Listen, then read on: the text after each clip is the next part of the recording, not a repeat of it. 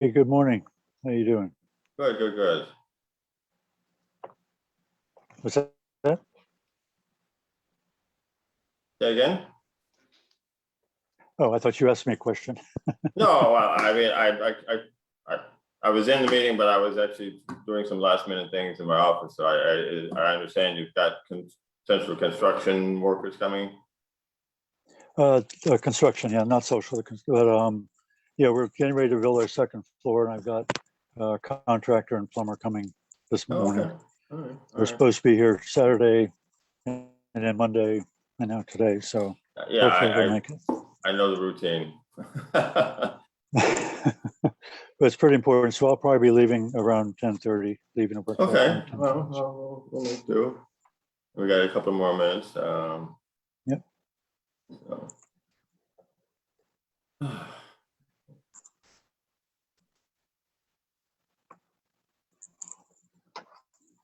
Well, thank you for thinking of me to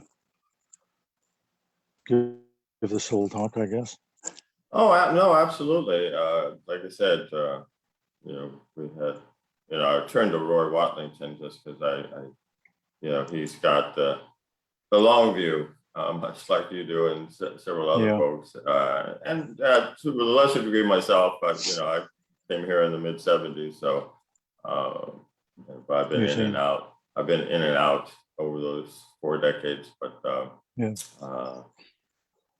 So you've seen some changes too. So for sure. Yeah, most of them unfortunate, but we'll speak to some of those things today. This is we did yesterday, and what does it mean? And I mean, I hate to think that we've reached a tipping point, but I suspect we have in our shallow water reefs. I don't think they're not coming back anytime soon.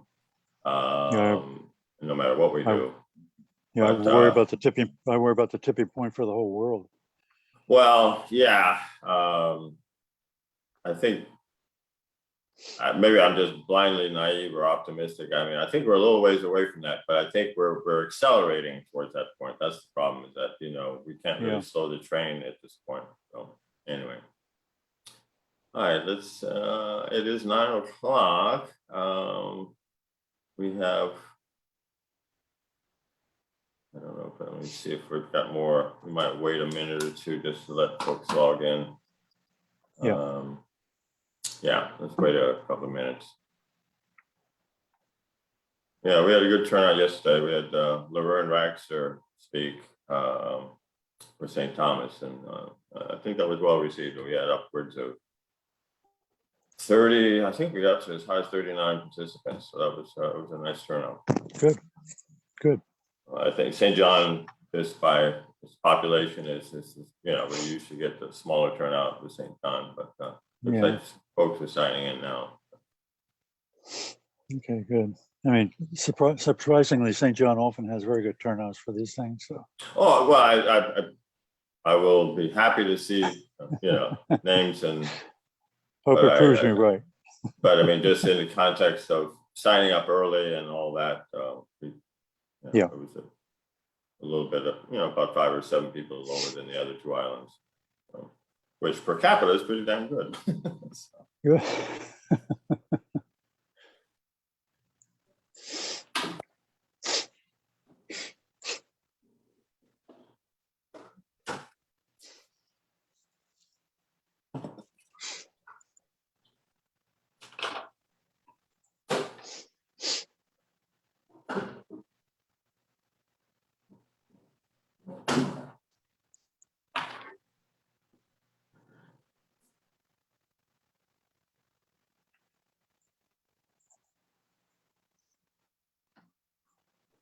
All right, good morning, everyone. It's 9:02. I think we'll wait another 2 minutes and then we'll go ahead and get started.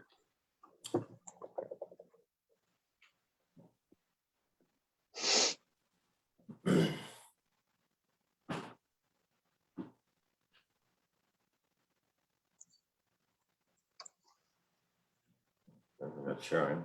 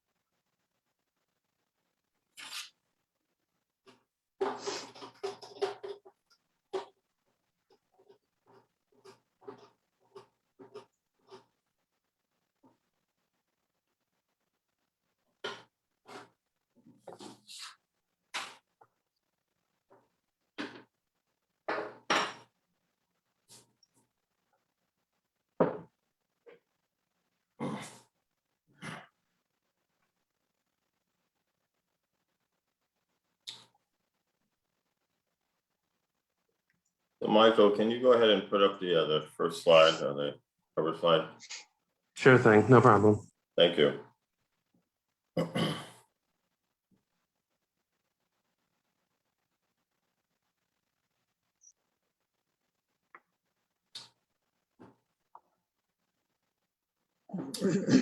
All right.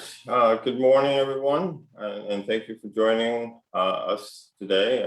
I'm Kim Waddell. I'm the project co-lead with Dr. Greg Gornell and Jeffrey Uema.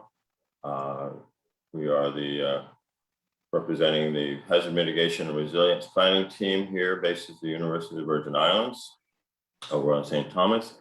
And today is day 2 of our three island focused workshops looking at planning for a resilient Virgin Islands and looking at the role and opportunities for ecosystem services. And today we're focusing on St. John. So again, I appreciate your attendance, and I'll provide a few opening remarks, and then we'll, towards the end of my presentation, I will turn to the agenda and you can see what else we have lined up. So please, next slide, please. So as I mentioned, folks here at the university and elsewhere are working on the next hazard mitigation and resilience plan. And this is a slight variation from the hazard mitigation plans that have been done historically.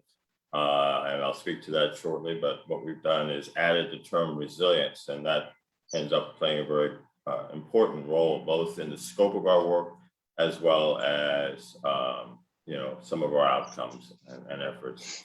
So every jurisdiction, whether it's a state, sometimes it's a county, sometimes it's a large city, has to maintain a up-to-date hazard mitigation plan for FEMA. It's a requirement, and it has to be updated every 5 years. The reason you want to keep it updated, aside from the obvious advantages of having a plan in place that hopefully, you know, after disasters gets implemented, is that the FEMA then allows you to be eligible for funding for what we call pre or post mitigation. And this is done on an annual basis. And it allows communities to identify issues sometimes in their existing plan, but also thinking ahead to the types of disasters or issues that they might be facing. Most of this funding now is going into a new program called Building Resilient Infrastructure for Communities, BRIC. And that's a program that FEMA has launched over the last, I want to say 2 years, but certainly this year it's really stepping up. The recommendations in the hazard mitigation plan also allows for jurisdictions or communities to get funding from other agencies in the federal, from the federal resources. And then finally, and most importantly, having an active, engaged hazard mitigation plan hopefully creates, you know, support from our communities in a way that helps plan for and prepare for both the recovery, resilience, and a number of risk reducing initiatives. And I think this is most important because the implementation of hazard mitigation plans is really where things get done or don't get done. And unfortunately, a lot of jurisdictions, ourselves included, have often had our hazard mitigation plans sit on shelves after they were signed off by the governor and by FEMA. Next slide, please. So we've, our hazard mitigation plan, resilience plan is actually fairly complex. And on the right side of the screen, you can see that we have, in the blue box there, we have both processes and outcomes that we're working for. And so things like what we're doing today falls into the stakeholder engagement, where we discuss with the communities issues of interest relevant to hazard mitigation and resilience. And for this particular workshop, we're looking at the natural resource sector. And all of that, along with the assessment and analysis of the hazards, environmental profiles, we do a risk assessment, all of that goes into the analysis and assessment process. And between that and the stakeholder engagement, that feeds into a body of work where we develop strategies and actually create a planning framework, which is one of our early outcomes. And then ultimately, policy recommendations feed into, again, with stakeholder engagement and government input, et cetera, feeds into the eventual plan that is prepared. In our case, will be online and will be a dynamic, active document.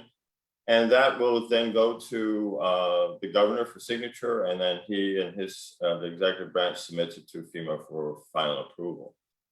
Well, this kind of work, especially when you look at across the various sectors, and I'll talk a little bit more about that shortly, it just can't be done by one entity. And so we've turned to a variety of partners and collaborators. In particular for this workshop, our colleagues from Texas A&M Corpus Christi, the Hart Institute for Gulf of Mexico Research is our partner for today. But we've also turned to other universities and consultants with subject matter expertise. But all of this is really driven or focused through our perception and expectation of resilience, our research. It also affects our research and our understanding. And this is what we're using to sort of focus the planning process, is looking through a bit of a metaphor of the lens, resilience lens. Next slide, please. So one of the things we folded into the hazard mitigation plan, and we're actually one of the first jurisdictions to do it, which I find surprising, but maybe that's just because I'm a little too close to the topic. But climate change we're looking at the impacts of climate change, which is a slow, chronic stressor on all of our systems. But when it comes to the type of natural hazards that we face here in the territory, whether it's earthquakes, tsunamis, landslides, which we're well aware of, and of course our hurricanes that come potentially every year. But we're also seeing longer droughts. And again, these chronic, incremental, but never-ending issues like sea level rise. But we're also seeing warmer temperatures, and that sometimes exacerbates droughts. Sometimes that just creates public health challenges in our more urban areas or low-lying areas across the territory. But we're looking at all of these, and we realize that climate change is amplifying the intensity. Some people think it's also the frequency, but we really can't verify that. But it's definitely amplifying the intensity of the hazards that we face here in the territory. Next slide, please. So when we look at those natural hazards, we're then looking at spending an enormous amount of time looking at two major components of our society, our culture, our environment. One is the critical infrastructure on the left. This includes governance, our government's ability to do its job, the capabilities it has. We're looking at energy, transportation, and so forth. But it's, today we're focusing on natural systems. How do these hazards impact natural systems? And what does that mean for us here, whether it's around the quality of life or our natural resources? On the right-hand side, you see essential services, and these are things that often the government is responsible for, but we all play a role. And whether it's around the economy, housing, education, and so forth.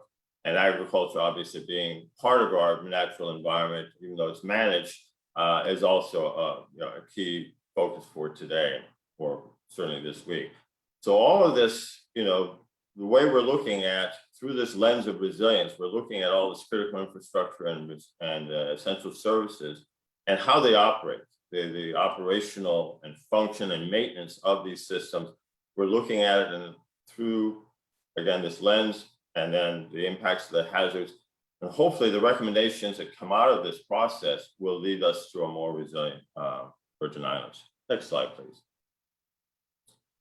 So what we've done so far, or still underway, it's a long list here, but as I mentioned, we're obviously laying the groundwork for the planning, and what's ahead definitely is the implementation of the recommendations.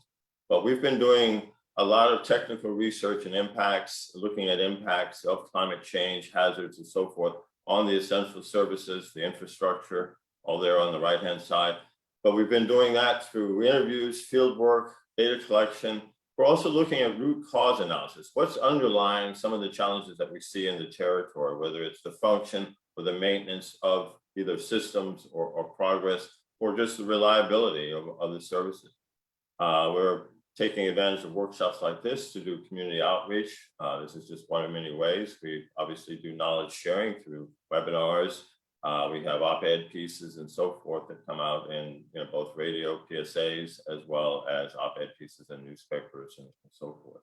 So we've been quite busy, but when we look at the built environment, the natural environment, and the social cultural environment, those are the three foundations for what we think about for resilience.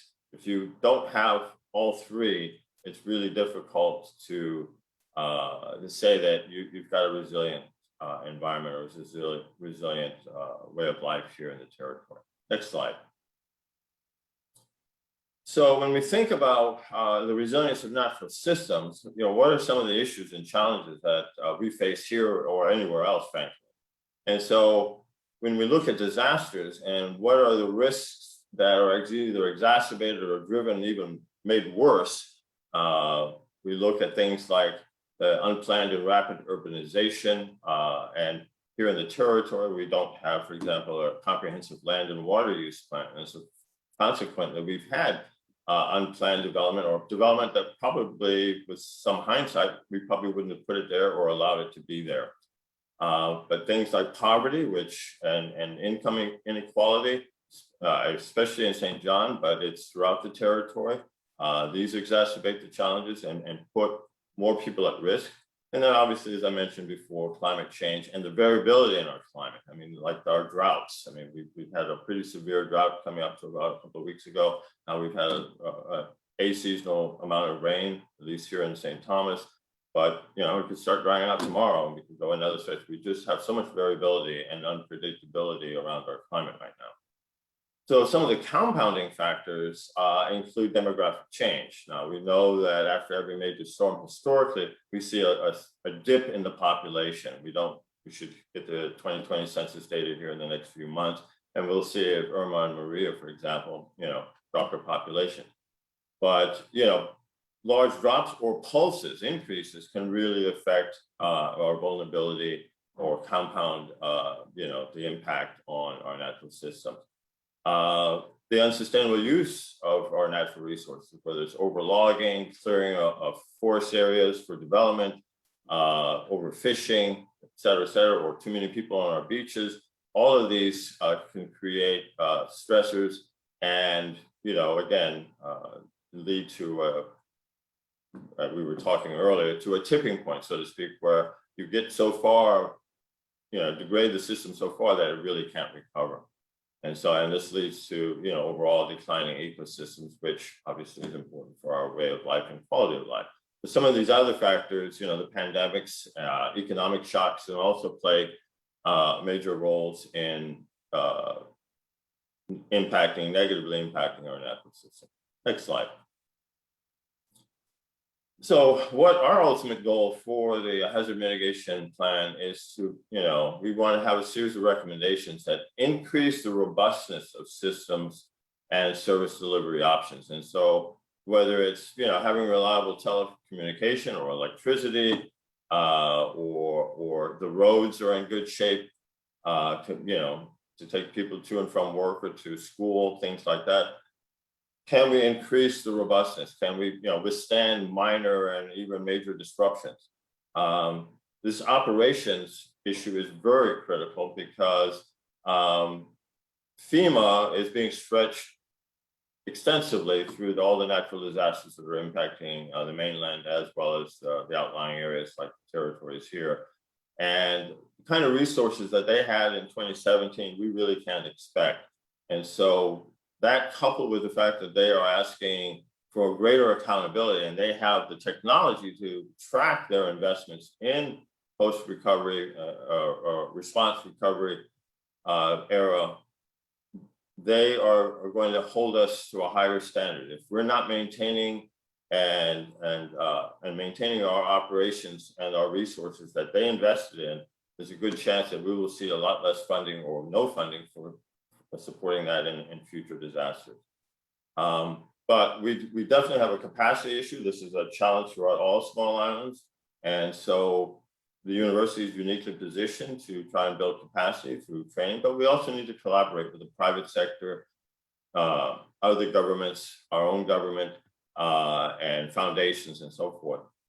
And I think ultimately, and this goes back to the social, cultural community resilience, if we can build a sense of ownership and identity at that Virgin Islands level and increase community cohesion because we have a shared sense of values or a shared sense of recognition of how important, whether it's our environment or our built infrastructure or what have you, we need that for the implementation part of the plan. And that's going to be essential to have this community cohesion. Next slide, please. So when we think about, what we're doing in this plan, as I mentioned early on, we had to turn to subject matter experts for help in these various sector analysis. And so for the natural resources, we turned to Texas A&M, as I mentioned earlier, and we tasked them with these 4 bullets, which are it's quite wordy here, but ultimately they're helping us quantify and qualify the benefits we get from the natural environment, especially those benefits that pertain to natural or hazard mitigation and resiliency. We've also asked them to characterize land use patterns and how that impacts ecosystem, both the benefits, but also function, and looking for opportunities that we can recommend that actually target management efforts for the sustainable use of the resources here in the territory. They'll touch upon this a little bit today, this trade-off analysis, but they're sort of going to plant the seed, and I think hopefully we can pick this up, or the communities themselves on each island can pick this up or revisit this when we reach out to them again. But the idea is that we're looking at 1 or 2 sites on every island that we identify as a priority, and see if there are options that we can pursue and identify in the planning effort. And then finally, this all builds up to providing recommendations for the territory, ways that we can strengthen the positive factors and enhance the resiliency of our ecosystems here in the territory. Next slide. So today, I just walked you through the welcome and introduction. And before I should ask my colleagues, Greg Winnell or others, if they want to add anything or if I skipped over anything before I work through the rest of the agenda. Okay, so our next on our agenda is we're going to have a keynote address by Rafe Boulon, a long-time, lifelong St. John resident who has a unique perspective, both because of his family history, but also his work with the National Park Service and many other organizations there in St. John. And he's going to basically provide some comments talking about the cultural and natural history of St. John. Then we're going to have an exercise, well, actually a number of speakers from Texas A&M who will sort of walk us through some of the basics of ecosystem service and how that connects to hazard mitigation. We'll take a break around 10:30, and then the case study trade-off, we're going to be looking at Coral Bay, and they'll lead that discussion. And then at the end, we will go into a community engagement and group discussion. And throughout the day or throughout the workshop here, please feel free to ask questions. I'm sure, we've built in a lot of time, especially for Rafe in the front end. So if we get a nice stimulating conversation dialogue going, that's great, because that's going to feed into the work that we do later in the workshop. So without further ado, let me turn it over to Rafe Boulon. And you're muted, Rafe. You're muted. Good morning, everybody. Thank you, Drs. Waddell and Gwinnell, for inviting me to do this. Yeah, I'm going to be talking a little bit about the changes in perspectives and use of natural resources pretty much during my lifetime. I can't speak a whole great deal about it before that. So I'm going to primarily be talking about things since the very early 50s. Just to give a quick background as to how I ended up being here. My great-grandfather was chief meteorologist for the US Weather Bureau in the Caribbean, and he set up the Puerto Rico office in 1908. My grandmother grew up in Puerto Rico and met my grandfather there, and they subsequently bought, it's hard to believe, but they bought Trunk Bay in 1928. My father was born in Puerto Rico, but grew up at Trunk Bay, and my father, mother, and grandmother ran a guest house at Trunk Bay during the 40s and 50s. We ended up selling it to Rockefeller when he was buying up land for the park around 1957. I was born at Trunk Bay in 1952. I have a bachelor's degree in marine environmental science from the CVI, 1976. And I've got a master's in biological oceanography from the UPR, University of Puerto Rico, and then mostly working with deep coral reefs. And then I worked for Department of Planning and Natural Resources, Fish and Wildlife for 18 years, doing a lot of endangered species, environmental education type work, a lot of research on natural systems here. And then I worked for the Virgin Islands National Park and Virgin Islands Coral Reef National Monument for 14 years as Chief of Resource Management and Science. So I was born pretty much right around the time when tourism really started taking off in St. John. At that time, there's really only Canoe Bay and Trunk Bay as guest houses, really no other formal accommodations on St. John for visitors, for tourists. And there were approximately 750 people on St. John at that time, quite different from the 5,000 or so plus umpteen number of visitors that we have right now. And the park was established shortly later, around 1957. At that time, in the early 50s, perceptions of natural resources were quite different from now. They were viewed primarily as unlimited, never going to done. I mean, never going to use them up. There was a great sharing of resources, a lot of bartering, trading, giving, extra fish for fruit, eggs for meat, that sort of thing. A lot of that went on the island because there was such an abundance of everything. In the sea, fish, conch, whelk, lobster were extremely plentiful. They're easy to catch. You catch them in fish traps just right off the shoreline. There was more than enough for everyone. And people really only took what they needed for themselves, for their family, and to barter. On land, St. John was mostly owned at that time in large tracts, post-emancipation, when freed peoples were either given or purchased land from the ex-plantation owners. And because they were in such large tracts and everybody knew each other, people were allowed to free-range livestock and grow fruit and produce on other people's lands. Usually the recording just stopped.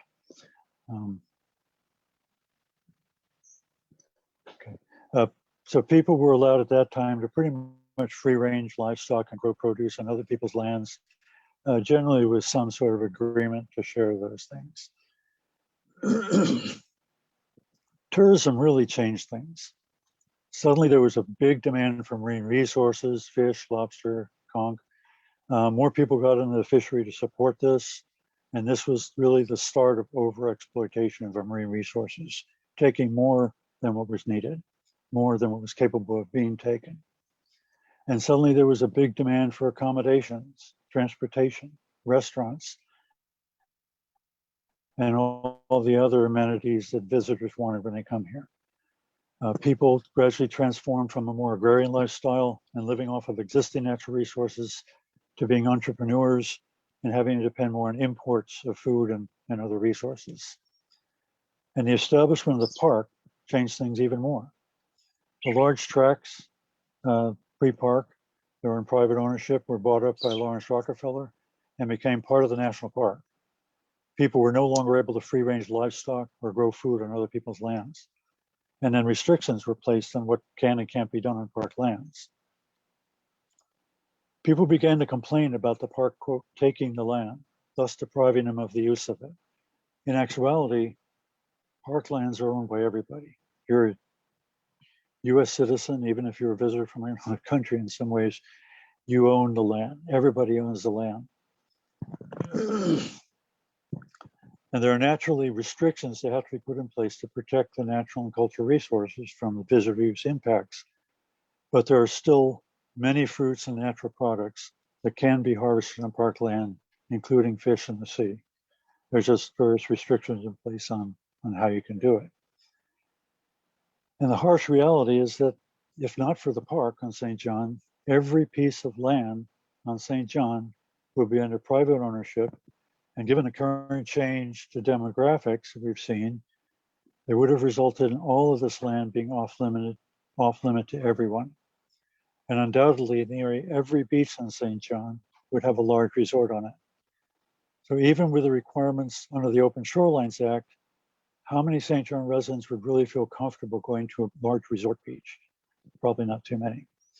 And as a park, all the beaches are available for everyone to go to. Yes, there's a fee at Trunk Bay, but you're paying for a lot of amenities there, and all that money goes back into improving the park infrastructure.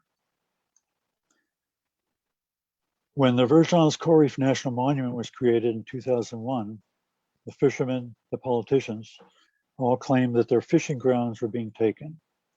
However, an analysis of fishery landings from this area for over 20 years, as compiled by Virgin Islands Division of Fish and Wildlife from fishermen's own catch reports, show that only about 3% of all landings in the northern Virgin Islands actually came from this area.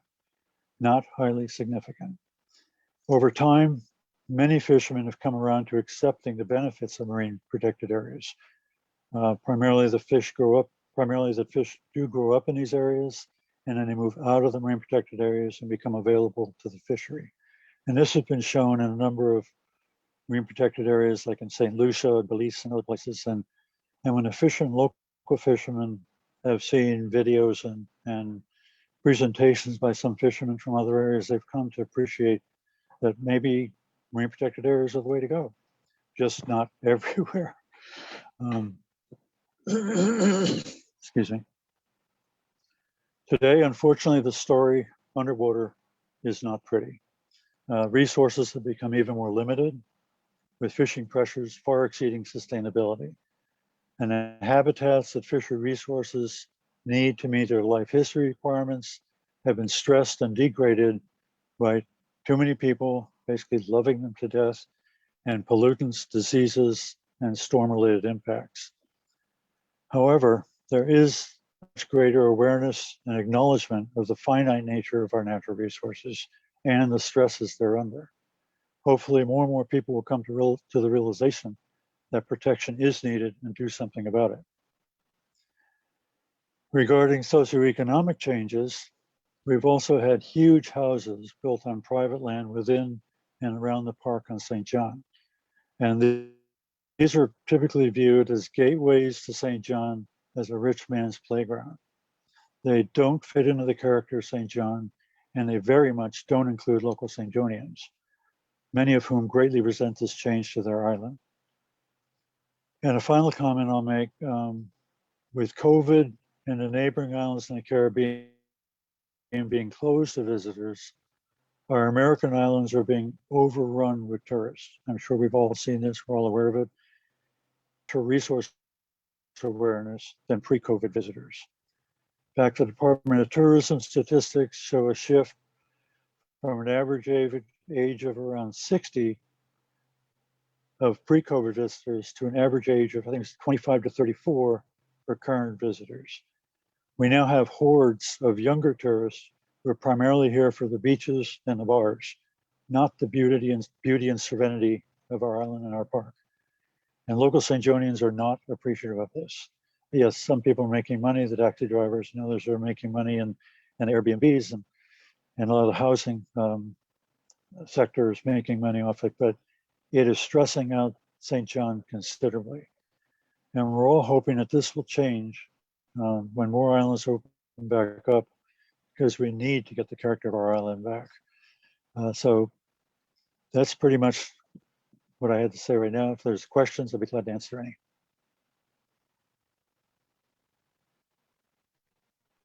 All right, well, thanks, Rafe. No, I think that was I mean, a unique but important perspective on the changes that you've seen. And as someone who moved here first in the mid-70s, I can relate to many of your comments, and certainly things like the land prices and what have you, especially on St. John, but throughout the Virgin Islands.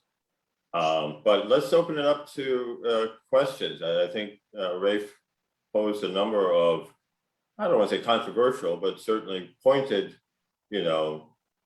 comments around, for example, tourists, the nature of tourism, and my question is there a sustainable model of tourism that you could envision for St. John would be my question, but again, let's hear from others.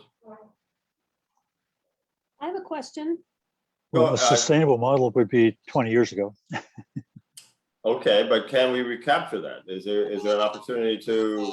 I mean, I'm brainstorming here with you. I'm not saying there's a solution, but the idea is, how can we manage the influx or the nature of our tourism without being either discriminating in a negative way? Any ideas? It is a big challenge being a U.S. territory. Under U.S. laws, we can't discriminate people. The national park here is just totally overwhelmed. They have 2 rangers on staff, hoping to have 3 soon. And the resources are being impacted daily. I got into a very nasty confrontation with a tourist at Trunk Bay whose kids were throwing rocks at the seagulls on Trunk Bay Key, which is a nesting colony. And he was about to attack my wife and I, and literally attack us. Just horrible. And we backed off. But there's just this sort of thing goes on every day right now in St. John. And it's a very different quality of tourists that we have here right now. And we're really hoping that when things open back up and people start getting on their cruise ships again and going to other places, that maybe they won't be coming to St. John. We'll get back to, the older, more reasonable type of tourists that have been coming here for years and years and years and have felt unsafe traveling during this time of COVID. Whereas the younger generation, a lot of the younger generation feels safe. They don't feel that they have to worry about it as much, and they do travel more. So we'll see. We're hoping it'll go swing back the other way. So Mary, go ahead, Mary. I think Rafe, don't you think it starts with education through tourism? That we educate people to what St. John represents. It represents a natural environment. It represents community. And you talk about the older generation who's been coming here for years. They've been bringing their families, and their families now come, and their families now come. And I see a lot of that. And I think it's up to a community to start asking better questions of our tourism department. And how do we rebrand and remarket St. John? Like we have such an opportunity now with Keneal, with the Virgin Islands Environmental Resource Station. Why couldn't that be set up like a health center, through the University of the Virgin Islands, using the nursing department, using the environmental department, to take Keneal and set it up as a world-class health environment for training. We've really got a lot of opportunities here as a community to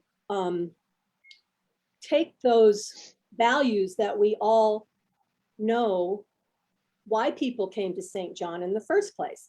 We don't have the campgrounds like we used to anymore.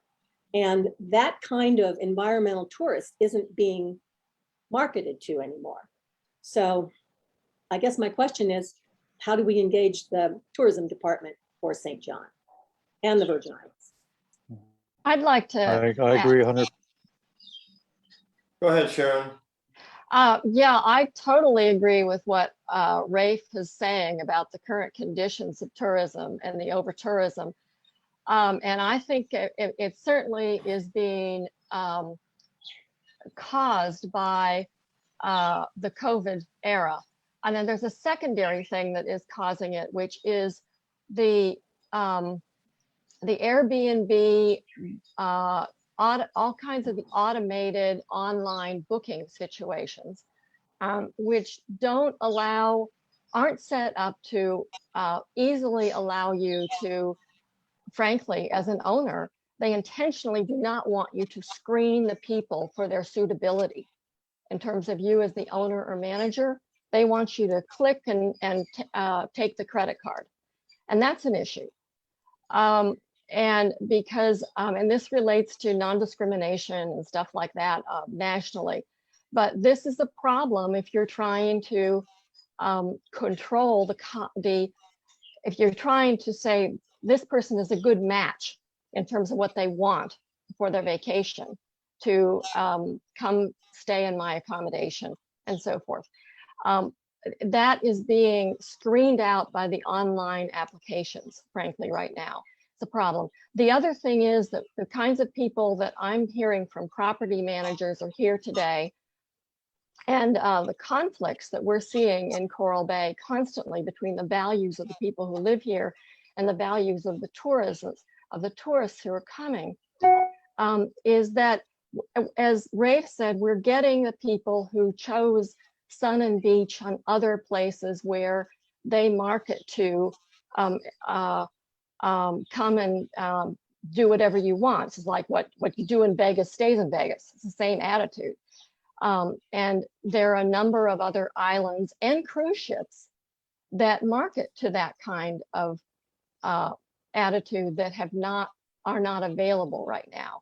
So I am with Rafe in hoping that we see when things open back up again, sort of an automatic diminution of some of it. But I think this has provided us, from the comprehensive land use planning standpoint, a real opportunity to see what over-tourism is on St. John, and to figure out, as part of the comprehensive land use plan, what we do to have a sustainable level in the future. We have now seen over-tourism 100 times. And we've seen all the conflicts that it's generating amongst the people who live here year round, and the people coming, and the way that things are. We've also seen the environmental degradation and so forth going on ocean. So I hope we can use this as an opportunity for the future planning. Thank you, Ray, for putting together all those thoughts. Well, thank you, Sharon. I think Thank you, Sharon. I think it's a sensitive issue around, who do we want to see here and who don't we want to see here? I mean, when you think of the legacies, across the nation, but even here in the Virgin Islands, whether it's around race or economic status, this is a highly sensitized issue. And I think we have to be both careful. I think Mary mentioned, education. Is there an opportunity for us to provide, guests, visitors, some information about, what makes St. John special, or what makes it, so serene, or, whatever you want to capture, but start communicating that. And then I guess the second part of my question is, our land prices so exorbitant that we can't, for example, recreate Maho Bay and increase ecotourism, or was it Concordia? I mean, start using some of the available land to sort of try and strike that balance, to return to that. And then, is there a value in having a large hotel, versus the Airbnb, where, to your point, you can't really screen them to the same degree a hotel might, whether it's economic or otherwise. So yeah, that's a general question to everybody, but ready for anyone. Yeah, I agree. We need to change our marketing for St. John, really, and for the Virgin Islands, but for St. John, because it is different from the other two islands in many ways. Each island has its own uniqueness, but we, like as Mary was saying, we really need to get the tourism department to spend some time on rebranding or branding St. John to try to attract the type of tourists that we want here, and not focus on the, Maho Crossroads and various other nonsense like that that so many people are coming here for right now. So Yeah, I think it's really, and the other big issue with tourism are the vehicles. Our roads are not on St. John are sub National Highway standards, and we don't have parking everywhere. The national park is a national park, not a national parking lot.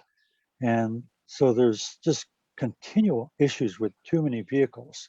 So an alternate transportation plan, some other way to get people to the beaches, into the park without their vehicles. And unfortunately now everybody wants to have their own vehicle. And now they can be brought from St. Thomas, either people staying over here, renting them at the airport and bringing them over here, or coming over for the day. We have hundreds of cars coming every day. I mean, not hundreds, but lots and lots of cars coming every day from St. Thomas just as day trippers. And where do they park? Where do they put their vehicle when they're trying to go to the beach? And then most of them just totally ignore the fact that the parking lot's full, and they go out and they wedge their car into some piece of vegetation, which over time, becomes a bigger and bigger parking area. And then more and more, you've got the sides of the roads being taken up by parked cars and sticking out in the road, and it's a nightmare. So anyway, there's lots of issues. I'd like to add to that the long-term view that people on St. John have, that St. Thomas wants to make money off St. John. And certainly we have many incidents of that. The people who make money off of St. John development are St. Thomians. And so that makes it hard. There's a lot more of them, and they vote. And what happens is that we also have a perception, therefore, generally speaking, that the governor and the executive branch is entirely focused on economic development. And St. John is an easy sell, they think, to off-island money willing to invest in the Virgin Islands.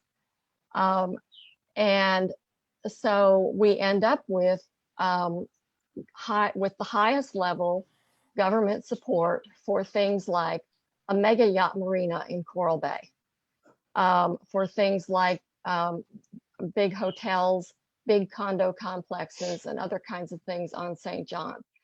And as long as that is the case, the things we're talking about are going to be very hard to take precedence in terms of the long-term development.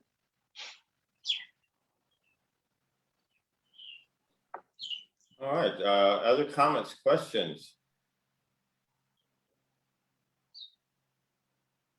Well, I saw a comment scroll across the bottom about Let's see what's in the chat room. Hold on. About not all being belligerent. I certainly agree with that. I mean, yes, a large majority of the visitors here are very nice people. They're enjoying being here. They love being here. They're appreciating being here. But there's just enough of the other ones to sort of taint the whole batch in some way. So it's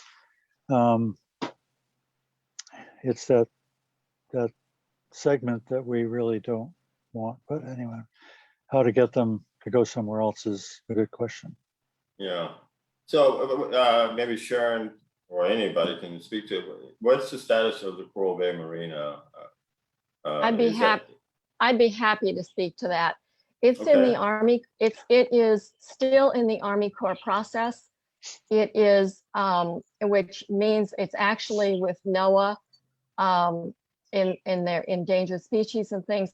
Even if everybody wanted to have this marina, which clearly almost no one in Coral Bay or St. John does, it would still be 4, 5, 6 years into the future.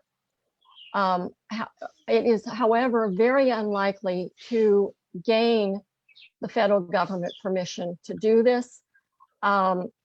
Something that most people probably don't know, because I am not aware that it's made the newspapers, but the big Amano Lago tourism development in St. Croix off Frederickstead, I don't know if you've discussed this.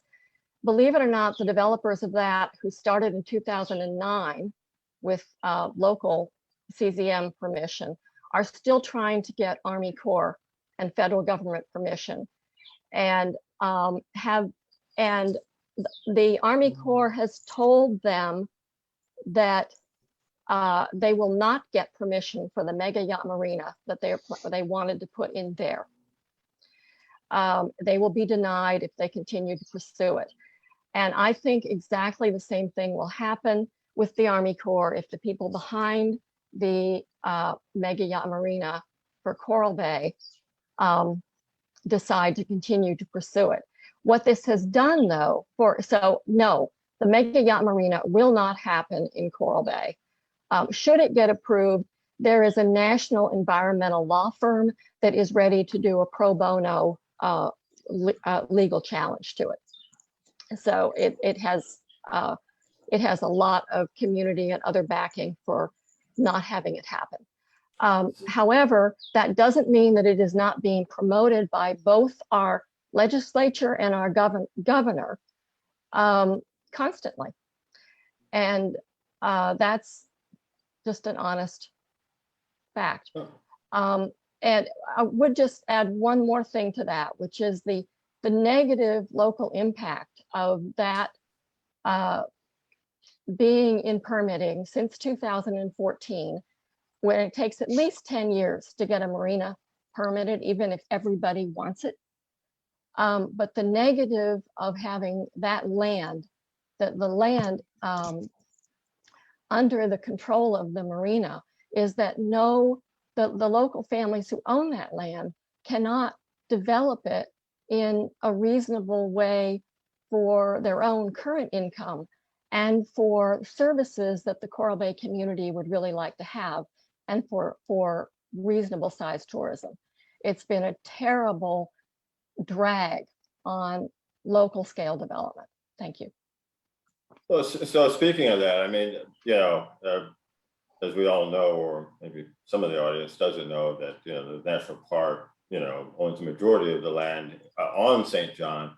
So with limited land, is there a scale for, you know, sustainable, progressive, environmentally sensitive growth in such limited areas? I mean, you know, for example, is there a marina that could be put into Coral Bay that would get local buy-in? I mean, if it's, you know, whether it's larger boats, smaller boats, or different, you know, is there a model, an alternative model that would get local support, I guess is what I'm asking.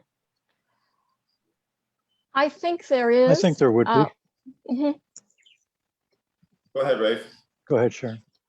No, I just said, I think don't- there is at a smaller scale and in the right location. Okay. Sharon?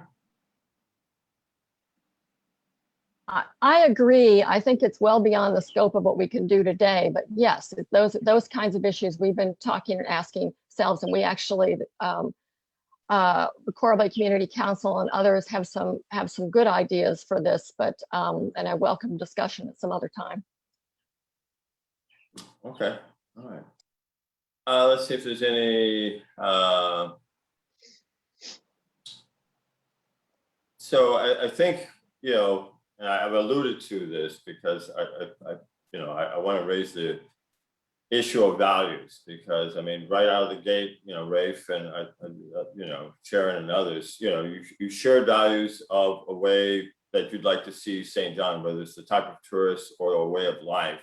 And I think, Rafe, you've acknowledged that, yeah, that maybe that's in our rearview mirror. We're never going to see that again. And so, you know, are there other values? I mean, you talk about the governor, you know, pushing growth and development. And, you know, one of the things that in our work here, we've recognized that without economic resiliency, really all these other resiliencies really take a back seat. I mean, they really don't have the support. I mean, if the government doesn't have the resources to maintain the infrastructure or keep pace with the needs, you know, that's why we have a brain drain. That's why, you know, we have all these challenges of capacity, because the infrastructure, both the built and, you know, available housing and things like that, are simply not here.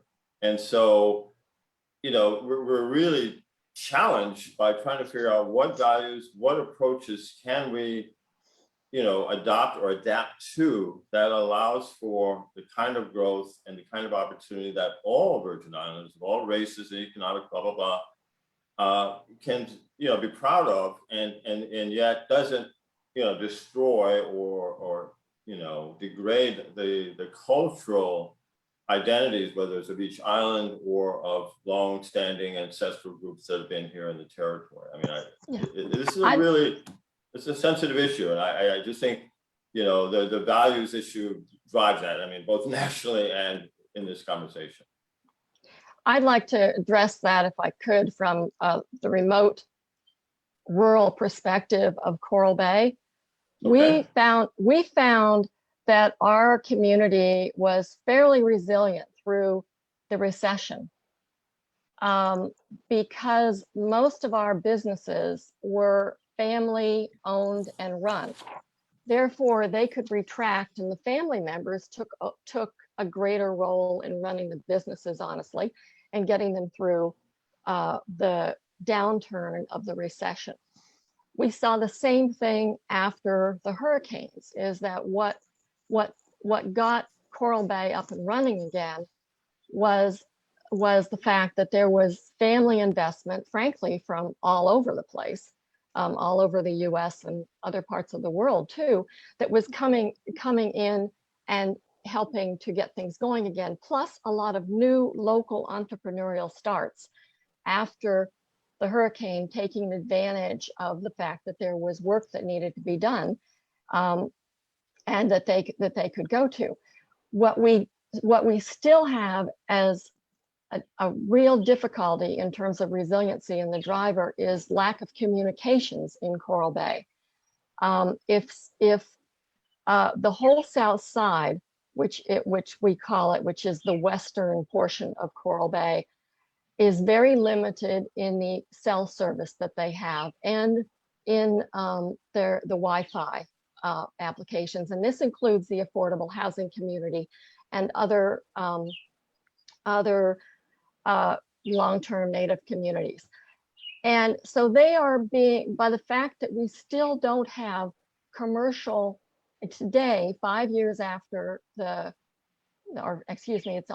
4 years after Irma, we don't have the promised resiliency day to day in communications, the cellular landline and internet. That hampers any of those people from going into the kinds of entrepreneurial businesses that we're talking about, even if they've got the investment potential to do it.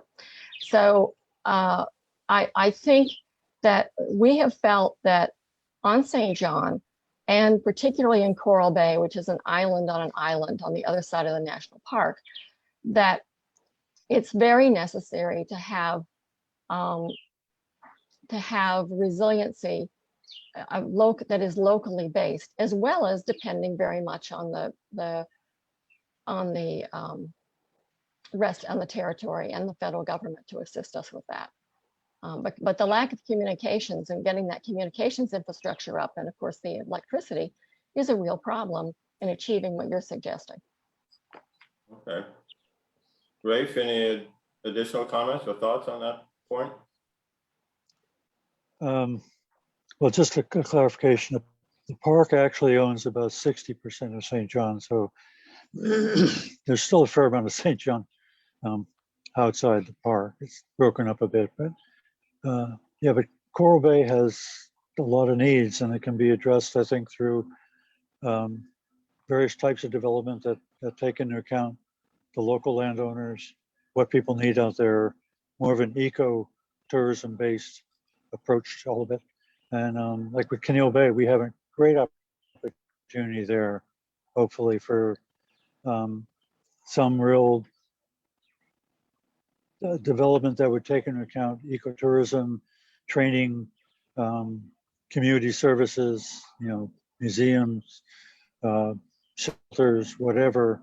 There's a lot that could be done in a place like Keneal Bay. So hopefully we'll see what happens there. But I haven't given up hope for St. John whatsoever. So Well, good. No, I think we're finding a lot of value in your comments and thoughts, and I think the optimism has to be there. It's such an amazing place. We're actually winding down on our time for this session. I think at 10 o'clock, we're turning it over to our colleagues at Heart Institute, who are going to lead the next part of our discussion. But is there one last question or anyone else? I know there's some questions or comments in the chat room. And we might revisit some of those when we get into the discussion later in the day. But let's go ahead and wrap this up. Thank you, Ray, for your comments, and thank you. Mary and Sharon in particular. Also, I think you raised some important perspectives that people need to hear. All right, let me turn it over to Christine.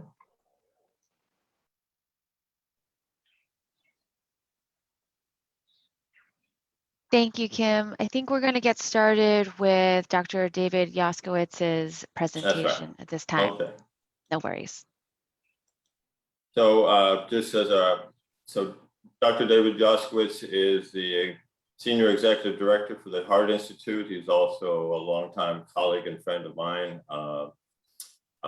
We worked together on things like the Deepwater Horizon oil spill a good decade, 12 years ago. And I'm excited to have him present today. And I'll turn it over to him.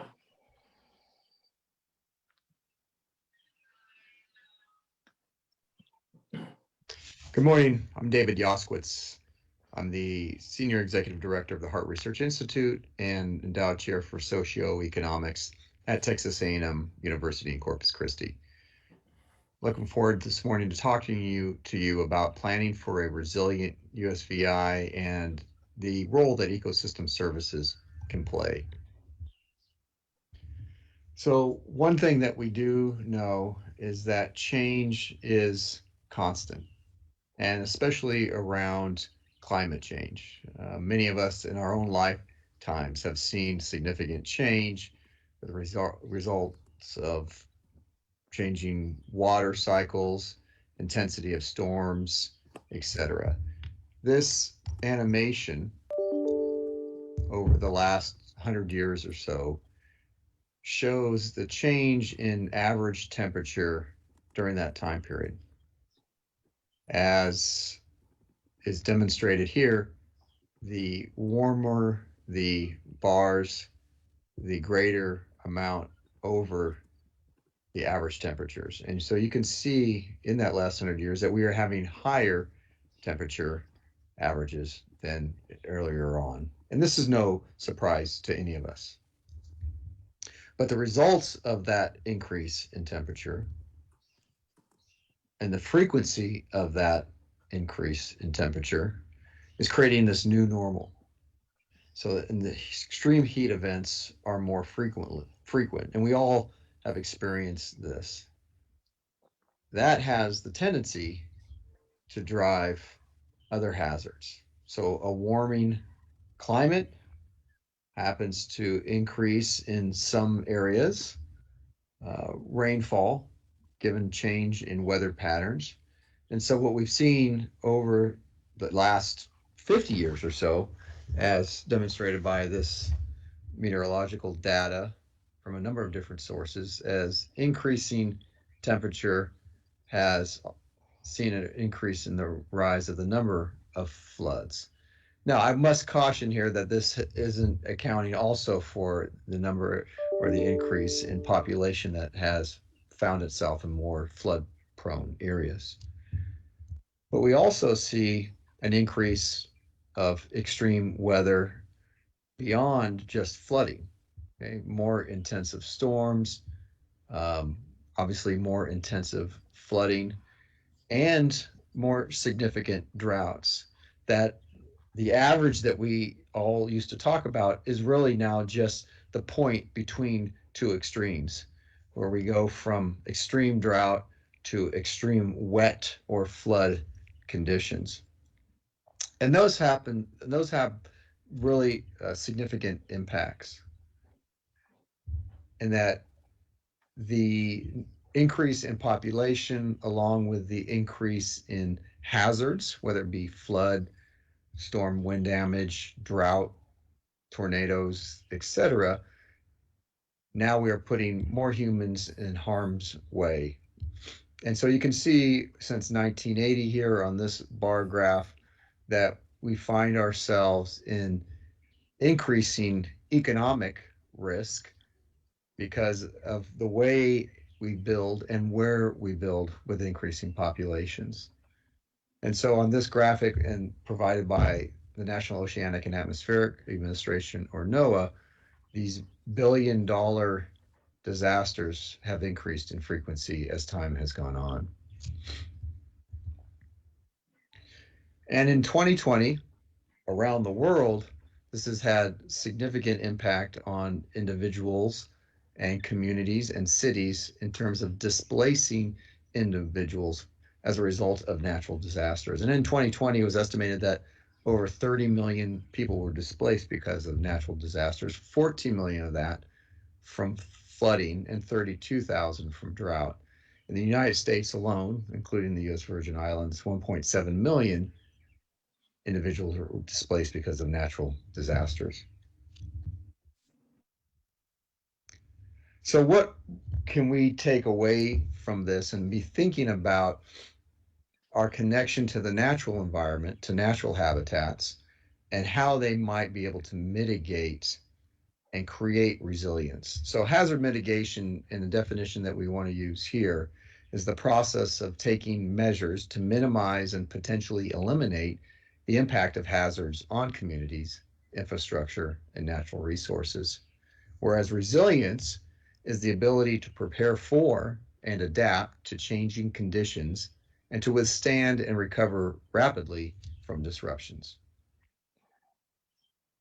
So how can we begin to mitigate impacts from flooding, extreme storm events, drought, etc.? Well, one of the things we can begin to think about is how we connect the natural environment to the human environment and the role that the natural environment plays for mitigation and resilience. So ecosystem services have been defined in many ways, but it most basically is that direct and indirect contributions from the natural environment or from ecosystems that help support, sustain, and enrich human life. And typically we have had divided up ecosystem services in four really major categories. So the cultural services, what we call provisioning services, such as food, fiber, the regulating services, and these are the services that are provided that help regulate Earth system processes that are really important to you and I as human beings. A big thing might be such as carbon sequestration or the lack of it, unfortunately. Also nutrient cycling, etc. And then support services that are things such as pollination. That's extremely important in, for example, crop production. So those are those direct and indirect values that we get from the natural environment. And then we have a whole other category that I don't want to spend a lot of time on, but a little bit more technical in terms of how we think about this as economists, are these non-use or passive use values. And so things that just the existence of the ecosystem in a pristine state is really important. And we want that to be around to be able to have our children and grandchildren enjoy that. So that's a bequest value that we get from a pristine natural environment. So really, if you think about it, ecosystem services can happen really anywhere that there's this interaction and this benefit that between the natural environment and human well-beings. And so ecosystem services are really demand driven. And what I mean by that is that you could have always the potential supply from the natural environment to provide these benefits, but they have to be demanded for the actual service to take place or to occur. As I said, they can occur on the landward side or the seaward side and in the margins in between. As I mentioned earlier, some examples of ecosystem services are nutrient processing for supportive service, primary reduction, hydrological cycle, regulating services, a lot of the processes that can control ecosystems, provisioning services, raw material, and the cultural services, which a lot of us are very familiar with, but are very difficult to maybe value, are things such as recreation, aesthetics, science and education, and cultural, spiritual, and historic significance. But demonstrating the value can be challenging. It can be done in monetary terms, right? Dollar, pounds, gold, bullion, whatever makes sense. But we can also value the benefits from our natural environment in non-monetary terms, such as just easy ranking. Does it make us feel good? Does it make us feel bad? Whatever it may be. So I think the point here is that value can be demonstrated in many different ways, and the way that you demonstrate that value should be the most appropriate for what you're trying to achieve. Right? So if we look at the U.S. Virgin Islands from the ridge to the reef, and this is something that I've worked on in trying to, how do we connect that natural environment to those constituents of well-being that emanate from ecosystem services? And so we take the habitats themselves. So in the U.S. Virgin Islands, let's think about this in terms of a ridge to reef and all the habitats that are in between there. And so those habitats have this biophysical functioning, right? What they do, whether it be, the forests, the mangroves, the reefs, et cetera, they function in a certain way. But as part of a bigger system, there's this ecological functioning that takes place with the other habitats or species around it, such as creating a spawning nursery, nutrient cycling, that interaction between abiotic and biotic, gas exchange, et cetera. And it's that ecological function that then leads into the many different ecosystem services that we talked about before. And it's the experience of those benefits or those ecosystem services that then creates this well-being in us as individuals or communities. And so it's a well-functioning ecosystem that provides these benefits that leads to things such as this personal security, material being that, livelihoods and food and shelter, the health aspects, the social relations, etc. So the benefits from the natural environment, which we call ecosystem services, are those things that affect our well-being eventually. And so in the Virgin Islands, as well as elsewhere around the world, we've seen some significant changes since, in just the last couple of decades, right? Big part of this is land use changes. And those changes have then affected the habitats, which then have affected the provision of ecosystem services that could potentially, in what we're talking about today, have mitigating factors against the hazards that are a result of climate change, and therefore can lead potentially to less resilience. And so being able to demonstrate and talk about the benefits connected to the natural environment, the services that we get from that, within this frame of hazard mitigation and resilience is critical in helping us to make decisions about what we need to protect, restore, conserve for hazard mitigation and resilience.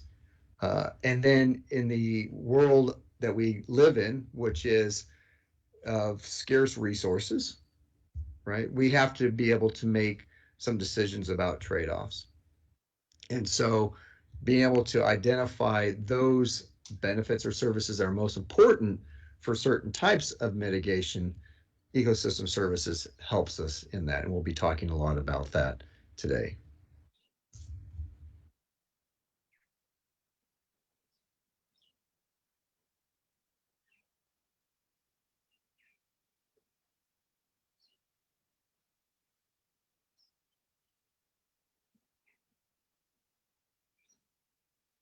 Thank you, David. I think we'll wait to hold off on questions until we've heard from the rest of the speakers, and we'll have hopefully a little bit of time at the end. So Christine, who is next? Next up, we have Mr. Dejani Laplace, and he's going to be talking about habitats in St. John. Great, thank you.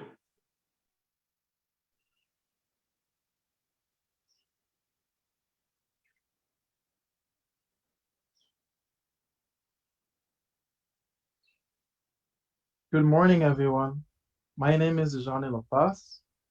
I'm a research assistant with the Hart Research Institute at Texas A&M Corpus Christi, and today I'll be giving a brief overview of some of the habitats in St. John and some of the ecosystem services that they provide. But first, let's look at these land use maps. So pictured here is a land use map of St. John in 1985 on the left and 2018 in the right. So just right off the bat, you can tell there's been significant changes in areas of development here in Cruz Bay and also in Coral Bay that are now highlighted by these purple circles. Development here being represented by a red color, where low intensity development is pink, just regular red is medium intensity, and then a darker shade of red is high intensity development. The forest interior area of St. John has not changed much from this forest being this green color here. That's due to this part of the island and 2/3 of it being a part of the Virgin Islands National Park and being federally protected. Also, the island interior is pretty hilly, so it's hard to develop on it. So this is a time lapse that shows the change in land use over time on 4 different time periods. From 1985, of course, which we saw previously, 1992, 2004, and 2018. So you can see, again, if you look at the Cruz Bay area and the Coral Bay area, that Cruz Bay, which already had some low intensity development, became more medium and high intensity as the years went on. And Coral Bay, that was a little bit more rural and had more shrubs and some houses scattered around, came more low to medium intensity development.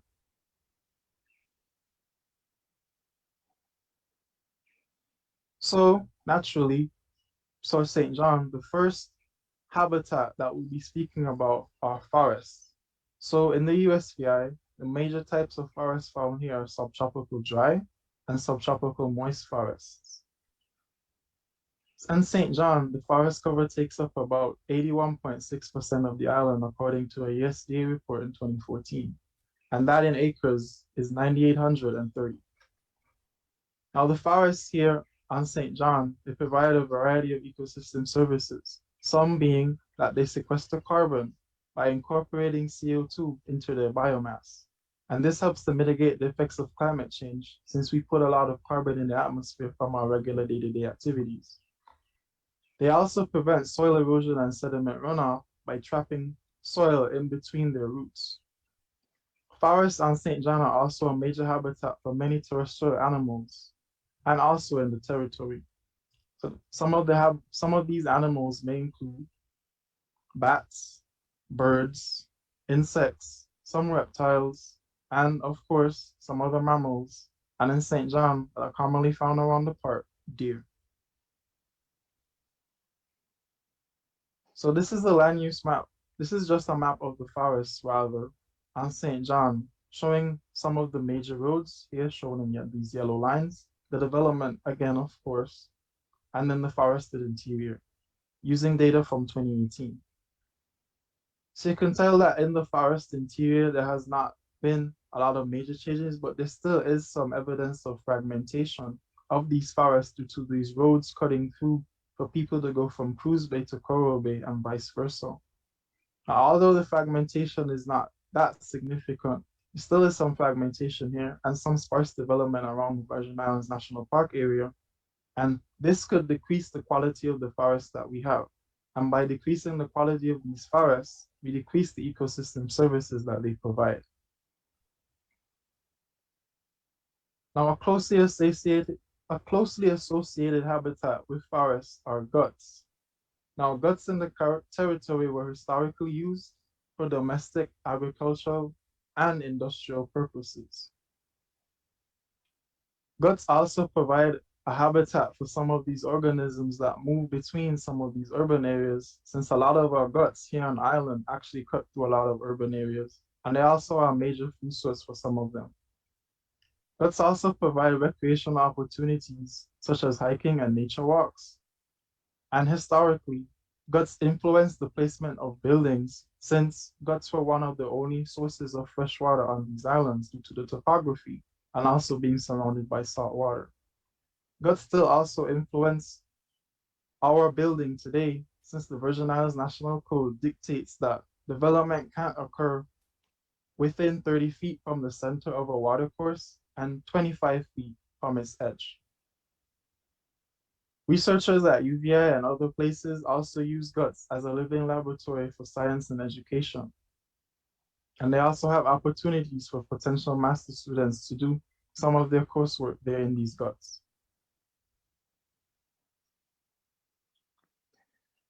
Now, this is a map of the guts in St. John, the guts being the blue lines, and it also has a lot of other features included.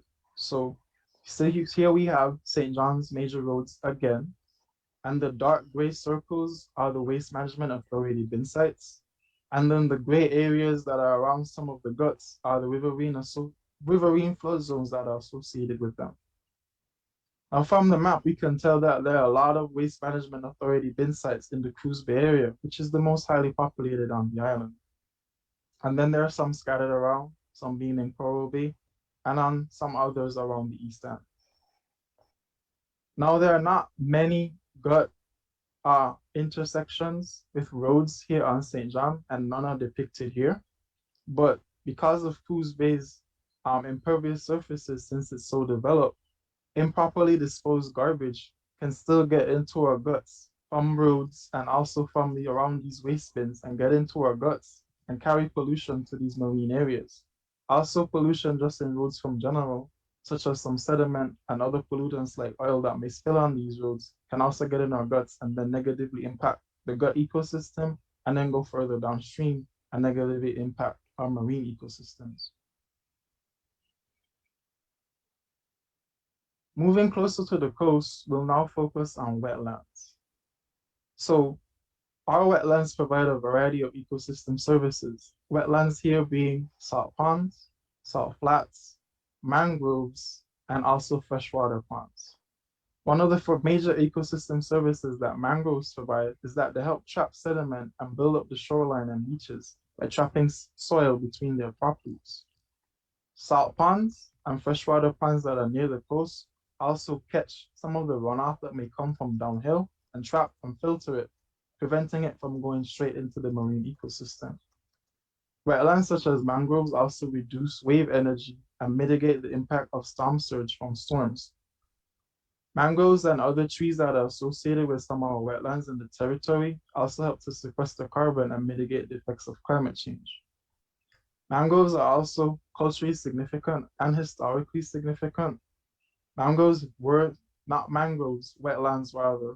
Wetlands have been used as major sources of water, particularly freshwater ponds, for some small-scale subsistence farming, and salt ponds have been used as an area where you could harvest salt. So on St. John, Salt Pond in St. John was used for this, Salt Pond being the name of the salt pond, ironically.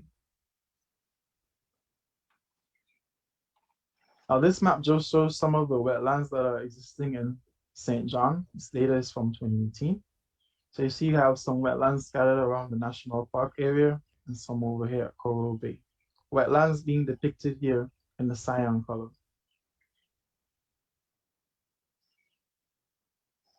Now, a lot of our wetlands were negatively impacted by the hurricanes and storm surge. And to model some storm surge damage, the National Weather Service created the SLOSH storm surge model, SLOSH being sea, lakes, and overland effects of storm surge from hurricanes. So this model here is for the storm surge that could be expected from a hypothetical Category 4 hurricane. So the blue color is for storm surge inundation that will be up to 3 feet above ground, the yellow being 3 feet and above, orange being greater than 6 feet and above, and then the red being greater than 9 feet and above. So on the first image on the left, you can see that some of the wetlands along Cinnamon Bay, Maho Bay, and Leinster Bay would get some significant inundation from storm surge up to 3 feet and above. On the right, you can see that Rendezvous Bay, Fish Bay, and Reef Bay over here, some of these wetlands will also get some storm surge inundation up to 3 feet above ground. So this would explain why some of the mangroves and wetlands were so significantly impacted by the storms that we had in 2017, which were both Category 5s. Moving now into the marine ecosystem directly, we'll talk about coral reefs. So coral reefs provide a variety of ecosystem services, some being just the straight up economic value that we get from them. Coral reefs are supporters of high biodiversity. They're used as foraging spots, they're used as spawning spots, and also just nurseries for young fish. And this helps the fishing industry since it gives fishermen the opportunity to catch a lot of fish and bring in some money for their families. And because of the biodiversity that surrounds these reefs, they also are pretty good for tourism because they're aesthetically pleasing to look at by tourists. Coral reefs also provide coastal protection, and by buffering against the effects of wave action, they break up the waves that come onshore before they actually get to the beach, and hence increasing their energy. Coral reefs have always been historically and culturally important to the people of the US Virgin Islands. They've always been here hand in hand. And coral reefs still provide recreational opportunities for locals, such as snorkeling and diving. Now, this is just a map showing some of the St. John coral reefs. This is data taken from 2017. Coral reefs here being depicted in this purple color. So you can see that a lot of the coral reefs are located on the north shore of the island, and then some are around Coral Bay.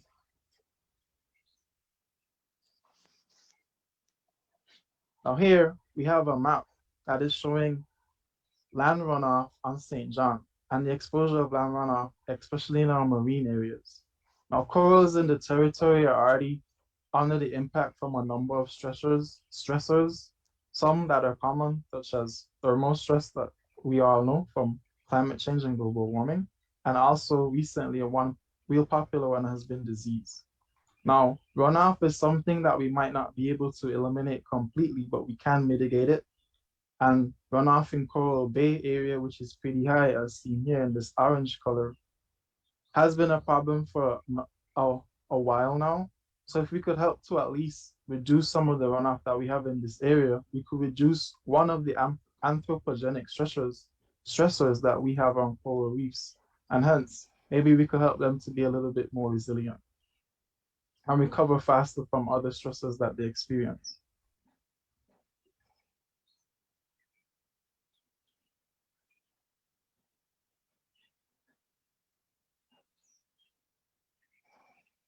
All right, well, thank you, Dejani. Our next speaker is Christopher McDonald, and before I turn it over to him, I just want to acknowledge that both Dejani and Christopher are recent UVI graduates, and we're really excited to have them working on this project. Christopher is working on a hazard mitigation plan, and they're gaining a lot of interesting skills that hopefully he can apply to either his professional development or his, further on in his graduate studies. Meanwhile, Dejani has been working with Texas A&M, and we hope to see him potentially attend grad school there, but that's just a plug from one of his mentors. Anyway, let me turn it over to Christopher and take it away, Christopher. Well, good morning, everyone. Thank you for that wonderful introduction. And I'm very grateful to be the last speaker because the previous presenters really paved the way for my presentation. And today I'll be talking to you about the agriculture ecosystem. So the agriculture ecosystem, like Mr. Yaksowitz said, an ecosystem is a direct and indirect contributions that help support, sustain, and enrich human life. And with agriculture here in the USVI, it does that because it provides food for the economy. The agriculture supports the USVI economy. It also provides food security. In other words, different studies of how the crops are being processed and identified, and also with soil quality. The images below, if you're not familiar with our farmers market here in the US Virgin Islands, the images give you an idea of what the farmer market looks like, the different process and transactions that take place, as well as the different crops that are grown locally here in the US Virgin Islands. These crops consist of cabbage. You have your vegetables that consist of cabbage, carrots, celery, cucumbers, eggplant, green beans. You also have your field crops such as potatoes, you have sugarcane, hay, and you also have your fruit trees such as your pineapples, mangoes, avocados, and most importantly, coconuts. And in the image below that you see, this is an example of the different things that are sold at the farmers market. Not only do you have the idea of local crops, but you have local farmers that sell a variety of things, such as you have different seeds, for different crops, as well as local hot sauce. And you also have in the following photos that you have a variety of plants that you could purchase locally right there at the farmer's market. Not only do you have crops, but you have the opportunity to have livestock here, especially in the US Virgin Islands. And to give you an example of the livestock that is here, you have cattle, sheep, lambs, goats, chicken, turkeys, ducks, and geese. And all this information is based on the 2018 census for the Department of Ag. And the images to your left, you notice that you have an example of the livestock as well as how they're being taken care of. Just one example in the US Virgin Islands. So this image here gives you an idea of the United States Virgin Islands prime farmland. For the individuals who are not familiar with prime farmland is a term that is used in which it's the best combination of physical and chemical characteristics for producing food, feed, forage, fiber, and oil crops. Basically, this is an overview of the locations of prime farmland. And in shorter terms, prime farmland is the areas that are best known to have the best conditions for growing a variety of crops. And you notice that here in St. Thomas, you have specific areas, which I highlighted here. So if you look at the specific areas in St. Thomas, you see that there is prime farmland as well as St. John, and then vice versa for St. Croix. But specifically in St. John, you notice that prime farmland is identified throughout the island, but majority in Cruz Bay, and then you have areas in Coral Bay as well. Based on the prime farmland, one of the things that we wanted to compare is to see the areas of prime farmland in comparison with development. Based on the development, we took the files of developed open space, high intensity, and medium intensity, and merged them into one file and compared them with the prime farmland area that you see that you saw previously. This is based on a 1985 classification, and you notice that in St. Thomas, you see a nice mustard yellow, which means that is undeveloped for prime farmland, and the red is developed. And then vice versa, you notice that in St. John in 1985, majority of the island is a nice mustard yellow, which is undeveloped. And then vice versa in St. Croix, since St. Croix is bigger, you see that majority of the island is undeveloped. But over time, in 1992, we noticed that specific areas have become developed. Specifically in St. John, we see Cruz Bay. In St. Croix, we see that the north variety of the island has been developed in the prime farmland area. And then we also noticed this in St. Thomas as well. But when we move forward to 2004 and we highlight specific areas again, we notice that the development, specifically in St. Thomas, we notice that majority of the prime farmland has decreased and vice versa for St. John. And then we notice that St. Croix, prime farmland has also decreased due to the development in the various parts of the island. And then based on our last classification with our 2018 data, we noticed that prime farmland, specifically in St. Croix, has tremendously decreased due to development throughout the islands. And then you see, when it comes to comparison with St. Thomas, you see majority of it has been developed and specific areas are still undeveloped. Well, this is based on the 2018 data. And then we see it vice versa in St. John as well. And in closing with this talk, agriculture is reliant on the ecosystem services because it provides food to our USVI economy. But also when it comes to agriculture, it provides a variety of things, such as different research opportunities, such as the information that you saw previously. That was a soil survey that was conducted by the United States Department of Agriculture, and which they were able to identify areas of prime farmland, or in other words, identify areas that had the best growing conditions in the US Virgin Islands. And one of the things that we wanted to do with this talk is just is to identify the development of the prime farmland soil from 1985 to 2018 to show the listeners which areas in St. Thomas, St. John, and St. Croix have been decreased by development. And based on this soil survey, the purpose of the soil survey was basically to assist with planning decisions moving forward and used for identifying the best areas for farming in the US Virgin Islands. So thank you for listening to my talk. If anyone has any questions, feel free to contact me at christopher.mcdonald@uvi.edu. And thank you so much for coming on for our wonderful workshop this morning. All right, thank you, Christopher. We're a little over schedule. I think it's 10:35, 10:36.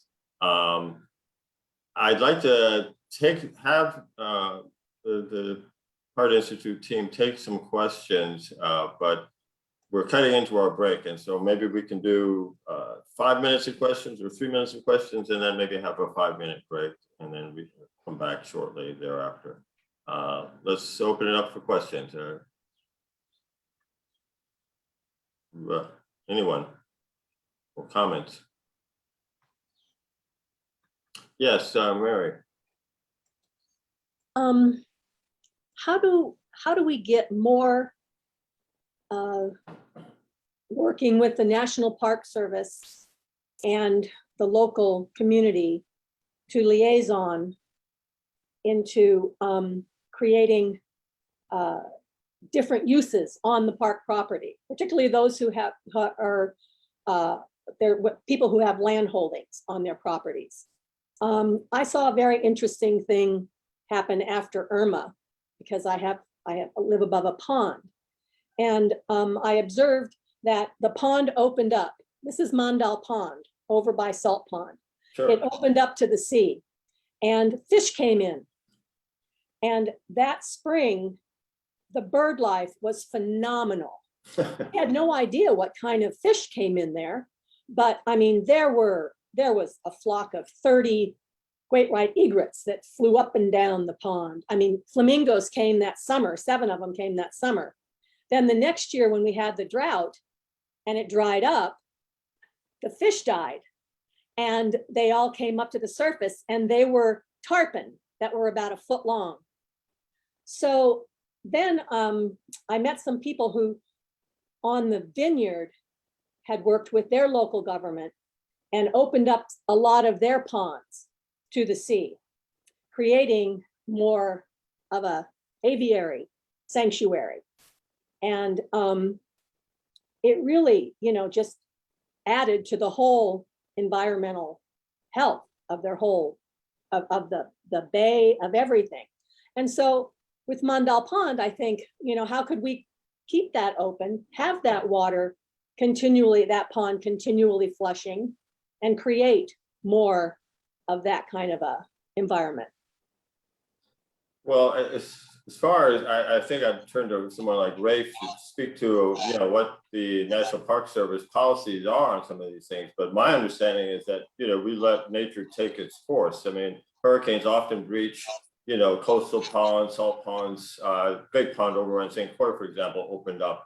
And the same kind of phenomena, there was a flushing, new fish came in and all that. But I don't think there's any requirement to sort of close it up or open it up with any frequency, that's geared towards, again, our desire to see more bird life, or, just from the fish perspective, they don't want to be trapped in there, But Well, so it's a point of view is all I'm saying. But Rafe, Yes, I don't know if you could speak to that, just as far as what the policy is for the park, and just what's the normal practice for these kind of natural events. Well, yeah, go the ahead. ponds typically do that. I mean, ponds typically do that when we have large rain events. They will breach to the sea, and then while they're open, fish will move in, and then they do close up naturally over time. And it's a profusion of birds, and then the birds feeding on the dead fish. The pond water quality goes down, gets too saline for the fish to survive. But the pond is really for reducing trapping sediment that comes off the island into the sea. I mean, they're a natural sediment trapping system to protect the coral reefs and the quality of our water near shore. So to open up a pond sort of permanently is eliminating that very important feature of our salt ponds. So it's a transient event. It happens.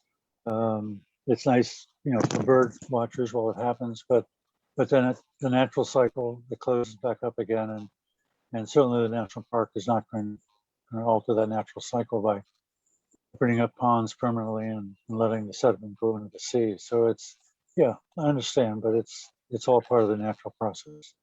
As I understood it, what they did up in the vineyard was they had put a pipe, and it went up and down with the waters, and allowed fish to come in and go out, fish to come in and go out. But of course, they don't have the same coral issues as we do. So anyway, thanks, Yeah. Ray. All right. Okay. All right. Any other questions or comments before we take a break? I'm not seeing any. So in the chat room, my colleague Kelly Harrigan posted, this is a plug for VI Sport, which is the other hat that I wear as director. We have our annual conference coming up on July 15th and 16th. And there's a link to register there in the chat room. So those of you who are interested in understanding more about ridge to reef phenomena, which touches upon many of the issues that we've been talking about today, please tune in and meet our researchers and our students, as well as understand more about what we're going to be doing over the next 4 or 5 years. So this commercial now ends, and we are going to break. It is 10:43. Let's come back at 10:48. Thank you. Yeah, I need to go, but thank you very much, everybody. Thank you, Rafe. Really appreciate you taking the time. Okay, sorry I have to go, but I got No, a contractor coming. So. Understood. Bye-bye. Okay, bye-bye.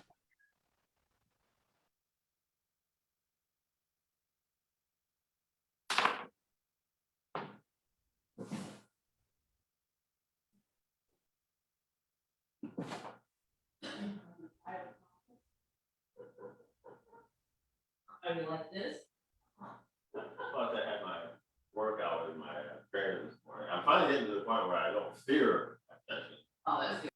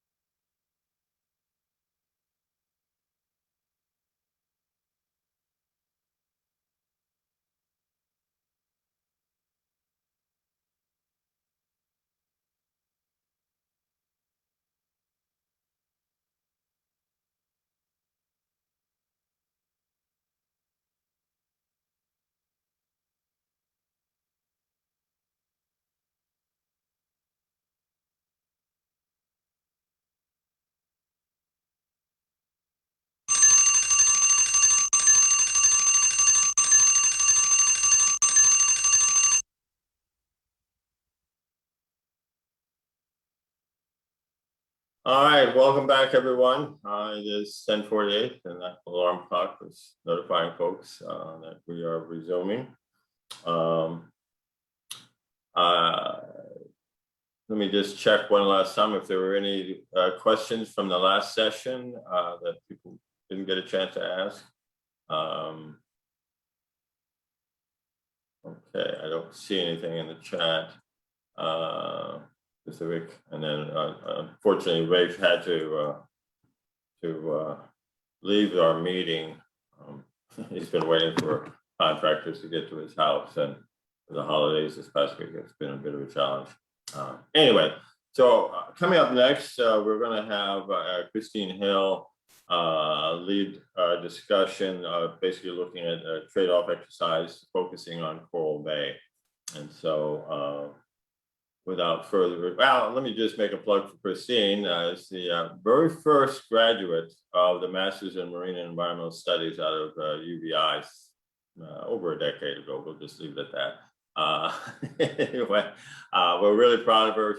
I've been able to track her career, you know, over the years. She also worked on the Deepwater Horizon oil spill, and has actually had several visits here to the Virgin Islands since then. But we're really excited to have her back visiting. And as it turns out, I actually live in her old apartment here on St. Thomas, which was just mind blowing, given how many places there are to live and the fact that our lives keep intersecting that way. But anyway, enough personal stuff.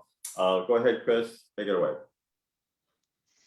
Hi, everyone. I just want to say a quick hello and thanks for having us. We're about to jump into a pre-recorded talk, but of course, I am here in the chat box, as is my colleague Kara and the rest of the team, if you have any questions as we go forward. Thanks so much, Michael. Take it away.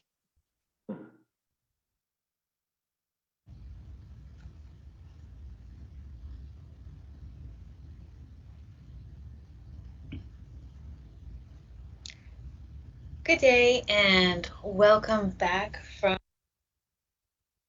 our break. My name is Chris Hale and I'm going to be walking us through another segment of our workshop where we introduce you to ecosystem service logic model frameworks. So far today, we have discussed that given land use changes over time, as well as climate change impacts, ecosystem services are changing too. Therefore, the well-being benefits that we receive from the ridge to reef ecosystem are changing as well. I'd like to dive in a little deeper on well-being and using examples relate mitigation activities to well-being and how we can navigate decision-making related to changing ecosystems. So, how should Virgin Island communities deal with these changes? We know we can take preparedness measures like installing disaster warning systems, purchasing radio communications equipment, or participating in emergency response and recovery training. But preparedness is different from mitigation. Mitigation is the process of taking action to minimize and potentially eliminate the impact of hazards on communities, infrastructure, and natural resources. Now, there are many different hazard mitigation approaches that individuals and communities can take. And if you're like me, you can easily get lost down a rabbit hole when learning about all the mitigation options at our disposal. Thankfully, FEMA has made it easier on us by grouping mitigation activities into these 4 general categories: local planning and regulations, structure and infrastructure projects, natural systems protection, and education and awareness programs. I'd like to be clear that I am not a hazard mitigation expert. In fact, we may have some of those experts in our workshop today, but I point you to these examples of general actions that affect ecosystems. Given our theme for today's workshop, I especially want to focus on actions or management decisions concerning natural systems. This will help us understand the relationship between our actions concerning the Virgin Islands environment and well-being outcomes in terms of resilience. So, in general, the term trade-off involves losing one quality or aspect of something in return for gaining another quality or aspect. In terms of ecosystem services, a trade-off is a situation where the use of one ecosystem service directly decreases the benefits supplied for another. A trade-off could occur in the same place or in a different place. For example, the impact of the management of an upland forest on local recreation as well as on downstream water quality. There are also trade-offs between the present and future use of an ecosystem service. For example, over-harvesting of fish stock now will have ramifications in the future. A synergy is a situation where the use of one ecosystem service directly increases the benefits supplied by another service. For example, the protection of coral reef areas impacts fish abundance, which increases algal grazing and thus protects the coral, which eventually enhances recreation opportunities. So, given all of the potential trade-offs and synergies, how do we manage our natural resources so that we are maximizing the benefits that we receive? What are the trade-offs and where can we synergize? One way we can consider our many options is by utilizing a framework such as ecosystem service logic models. These models represent the way a management action cascades through an ecological system and results in ecosystem services and human well-being impacts. Logic models are a great tool to compare strategies across locations to match likely outcomes with stakeholder goals. Additionally, evidence that accompanies these models can be used to clarify uncertainties that need to be considered and to identify critical research gaps. If standardized, these models can provide a consistent platform for multiple hazard mitigation approaches and help increase monitoring efficiency. We are presenting this framework to you as one of the many decision-making approaches, and although the logic model development can get complex rather quickly, you'll see this in a few more slides, I use it to simply demonstrate the many well-being outcomes, or more specifically, the socioeconomic outcomes that can result when a community places the local ecosystem at the heart of the decision-making process. So let's start by talking about outcomes. Through research and application, we know that some outcomes of restoration are associated with resilience. For example, increased economic activity in a particular community through jobs, labor, and income allow that community to be more resilient to external shocks that harm the community. Additionally, when people in the community are employed, they enjoy greater levels of economic resilience and are able to respond better to unexpected shocks. Also, diverse job markets are known to be more resilient because the community does not depend on just one industry. In terms of costs, damage to property is a direct reflection of structural resilience, and repair costs for property damage link to the property owner's economic resilience. Increased spending at businesses in a particular community allow that community to be more resilient to external shocks. If spending takes place at businesses outside of the target community, then this may not affect local resilience. The ability for shoreline property to withstand external stressors like flooding and erosion represents a facet of structural resilience. Increases in property value can be linked to an individual household's economic resilience, and at a larger scale, increases in a community's property values, which can lead to a larger tax base, can be linked to economic resilience at the community level. Additionally, community members' health and associated capabilities are essential to resilience. A healthy community is better able to respond to and cope with external shocks. When community members gain increased knowledge and understanding of their environment in the context of threats to resilience, this can help spur increased public support for future similar restoration projects that would add to resilience. Strengthened or maintained cultural values can be linked to community ties and increase social capital, which in turn lead to increased social resilience. Critical facilities like hospitals, schools, government buildings are important for our community's ability to respond to hazardous events. Therefore, changes in their closure rate impact a community's resilience. So, each of these are specific outcomes that result from making change to an ecosystem, such as restoration, that are associated with resilience. I'm going to show you in our next slides where some of these outcomes relate to hazard mitigation.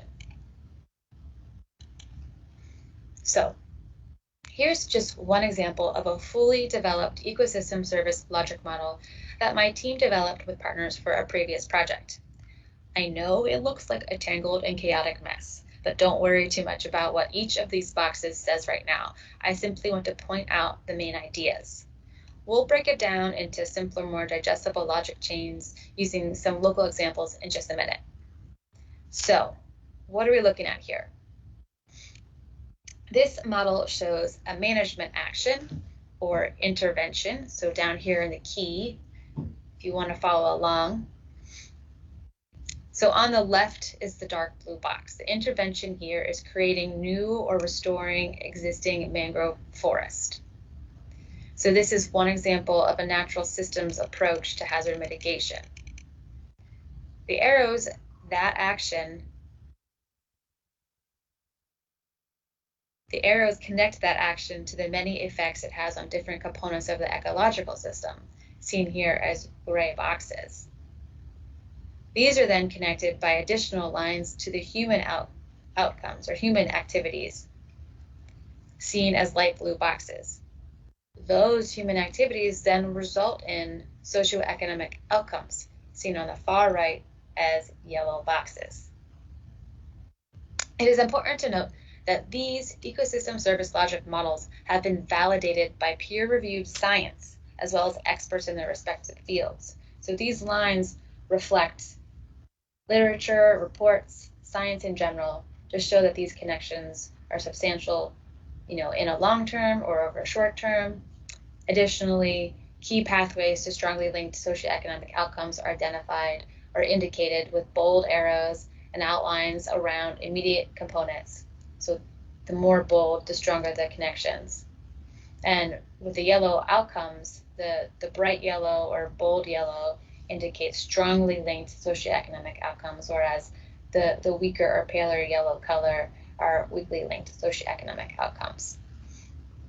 So I know that's a lot of information, a lot to look at and absorb. Let's look at a few simpler logic chains using a local place as reference. So, after spending some time with subject matter experts over the past couple months, our project team selected Coral Bay as a place to focus our example. I know Coral Bay is huge and there's a lot going on here. Also, I won't spend too much time describing Coral Bay to you, as I'm sure many of you are actually local to St. John, hopefully. But for those that are joining us from other places, here's a quick description that I pulled from some helpful websites listed there, as well as from feedback we gathered from subject matter experts and supplemented by my own experience of this beautiful area. So, Coral Bay Harbor is located on the southeastern shore of the island of St. John in the U.S. Virgin Islands. St. John is the smallest of the three Virgin Islands, or the three main Virgin Islands, and has had far less development than its sister islands of St. Croix and St. Thomas. This is largely due to the fact that almost 2/3 of the entire island is contained within the Virgin Islands National Park and is totally protected from development activities. Coral Bay was the center of St. John's plantation life in the early 18th century and eventually became the commercial center of the east end of St. John for centuries. But nowadays, other than very limited agriculture and tourism, there really are no other substantial commercial activities in the area. Most people either work in the tourism industry or are self-employed as artisans, builders, tradespeople, or they work in Cruz Bay or on St. Thomas. Coral Bay is regarded as the other town on St. John.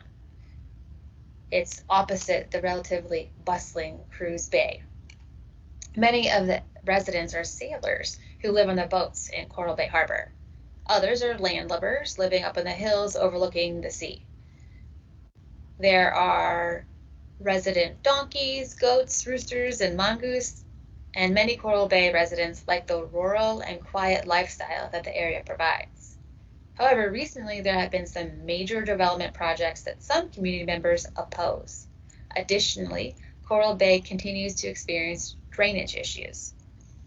There are opposing views about development in the area for improved economic opportunities and maintaining the natural systems for continued quiet, nature-based lifestyles. Thus, some management action outcomes that could potentially be important to community members of Coral Bay are, in general terms, cultural values, human health, and economic activity.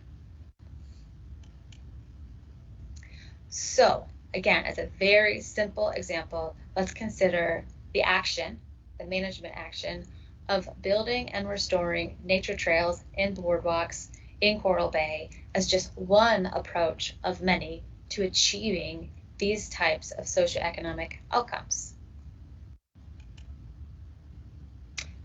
So, as we move along with installation of our trails and boardwalks, once it's complete, it shouldn't be a surprise that people will begin to use these trails and boardwalks. So recreational activity would result as an expected human activity outcome as seen in the blue. So in this example, we didn't see much change in the intermediate components, which is where you often see ecological changes. But we went straight from building the trails to recreation, which makes sense. And also, it makes sense that as a result of these human activities, the socioeconomic outcomes of cultural values could be expected. In particular, knowledge of the area, especially of the natural ecosystems, would increase, as would potentially sense of place or existence values and other forms of traditional and ecological and cultural value. As I explained earlier, when community members gain increased knowledge and understanding of their environment, this can help spur increased public support for future similar restoration projects that would add to resilience. Now, let's see what this simple chain looks like in the context of a larger, more complex ecosystem service logic model with the same management action. So here is a model we created with our partners from a previous project. This is a fully developed ecosystem service logic model for trail and boardwalk installation. And here you can see the multiple pathways connecting the newly restored or built trails to changes in the ecosystem, to human activity, and resulting in outcomes that the Coral Bay community may or may not be interested in. There are other pathways of interest here, such as the connection to aesthetics, which is strongly linked to property value. Additionally, for those community members that are interested in economic outcomes and jobs, there's a strong connection between building trails and the economic activity related to the project itself. So following this line, building the trails strongly linked to economic activity of the restoration action. In other words, building trails brings more jobs in and of itself. I must note that this model was not created for Coral Bay specifically. It was created for another project. But again, it's a good example framework that we can use to think about trade-offs and synergies in terms of ecosystem services and choosing hazard mitigation approaches for a resilient future. Another management action that is considered a hazard mitigation activity is that of native forest restoration. So I'm not going to step through like I did last one, but just show it to you all at once. So native forest restoration may be an attractive option for some Coral Bay community members. Again, starting on the left and moving through the logic chain, we can see that when we restore the native trees, we see changes in the intermediate components, the gray boxes. In this case, plant species composition, species populations, biodiversity. These changes in the ecosystem lead to changes in recreational activities. These recreational activities can then lead to the socioeconomic outcomes of economic activity, cultural values, and human health. Again, this is but a simple logic chain, but it allows us to raise important questions that will aid us in making decisions, such as what kind of plants or trees should we replant? Will planting natives have any undesirable effects that we haven't thought about? What kind of recreational activities are related to changes in biodiversity? Can we monitor these changes both ecologically and socioeconomically so that we can adapt our community development or restoration plans going forward? So I'll stop there with our examples so that we can switch over to our discussion session where we'll be prompting you to think about what your values are in regards to ecosystems and how you think your community should or could move forward with hazards mitigation, ultimately for improved resilience.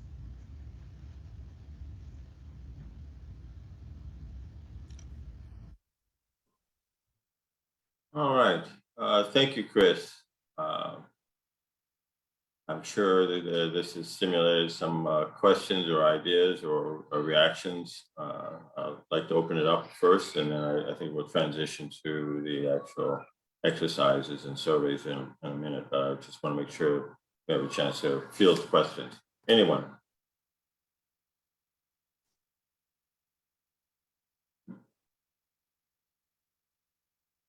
All right. I am not. Either wave, go on camera and wave at me, or raise your hand using the reactions button at the bottom of your screen. All right, well then let's move on. Great, thanks, Kim. Let me share my screen here. Give us 1 second.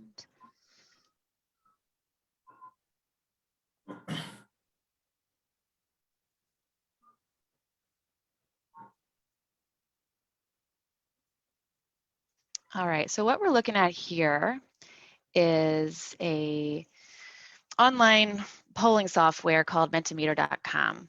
And what we're going to do is walk through a set of questions, but basically what you're looking at is our first question, but you'll note at the top of the screen that you need to go to menti.com. You can use either the computer that you're on or your phone or whatever device that you might be joining us from. Go to menti.com and enter the code that you see there at the top of the screen. And to make it easier, I think Kara or somebody else might be throwing that into the chat box so you can directly link to it as well. I'll give everyone a moment to do that.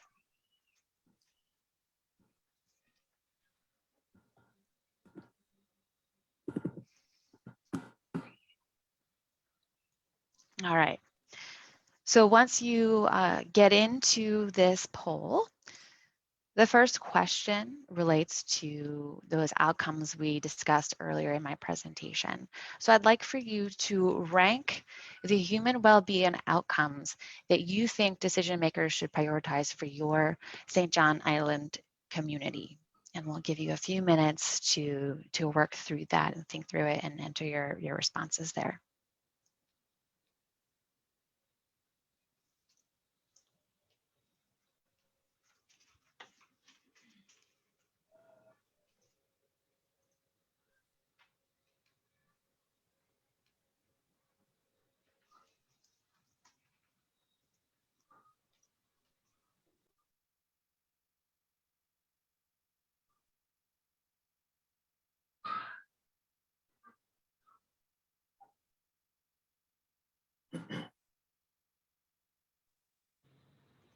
Okay, you can see on the screen perhaps there's one person that's entered their responses so far, and we'll continue to add to that as more people submit their rankings.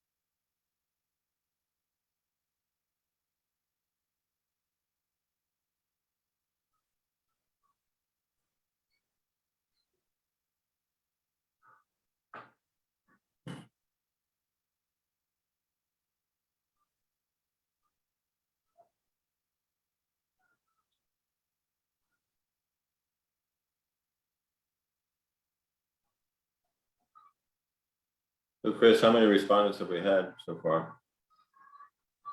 So far we've got 9. And Okay. I can't see how many folks are online currently, but we'll give it, now we've got 12. So there's still some coming in. There's a little bit of a lag. And I want to note too that for some reason, I don't know why, there's supposed to be an 8th option that says cultural values on there. Oh. So it's not in there, but that should be part of the decision as well. We can follow up with discussion about that in a minute. Yeah, so there's a comment from, I think, Brian, no emotional/psychological health option. That actually is it captured in human health. So human health would capture the mental, the physical, the spiritual, multiple facets of human health.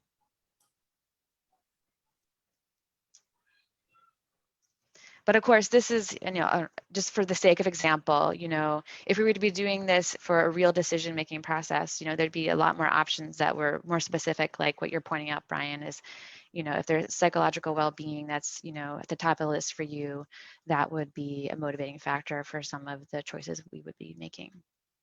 Yeah, and I think something like, quality of life, which I think, on each island has a particular meaning and yet considerable overlap.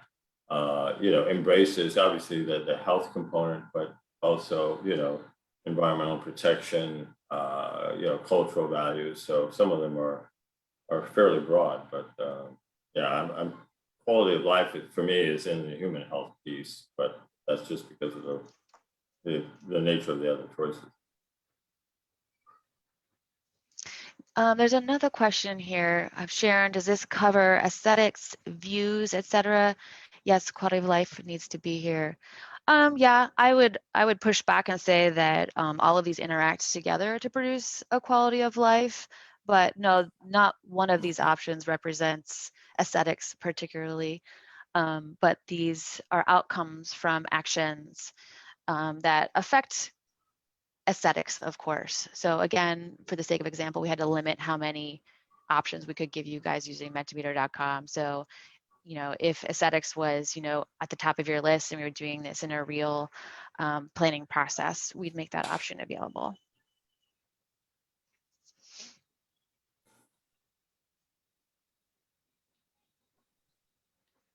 We've got 14 responses so far. We'll wait another minute before moving on to our next question.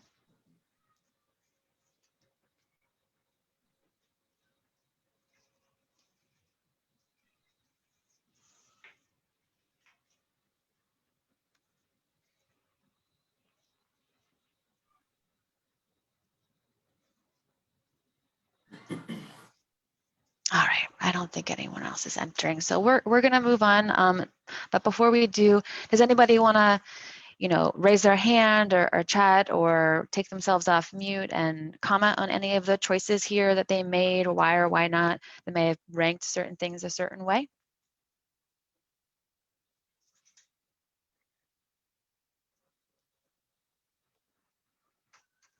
Yesterday, we also had property value at the bottom of the list when we did this with the St. Thomas community. And we discussed that quite a bit because property value might not be as high up on that list. A lot of folks rent, right? So maybe they're not as concerned with things related to property value because they don't own the land per se, they're renting from an owner. So that might contribute to some of the reasoning behind that. Whereas property protection, of course, is further up on the list because whether you're owning or not, you still want to protect your home and your way of life. Is anybody raising their hand or commenting? Let me see.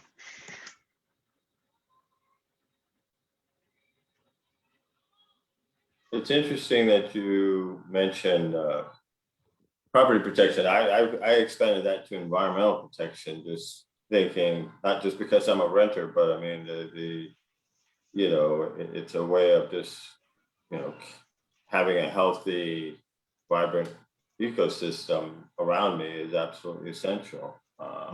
And yet, I'm not thinking of guard dogs or gated communities, but it'd be interesting if other folks took that differently than you just stated, Chris, because I might have ranked that a little bit lower from a, I mean, not to undermine or to devalue safety, but that's, to me, that's separate from property protection.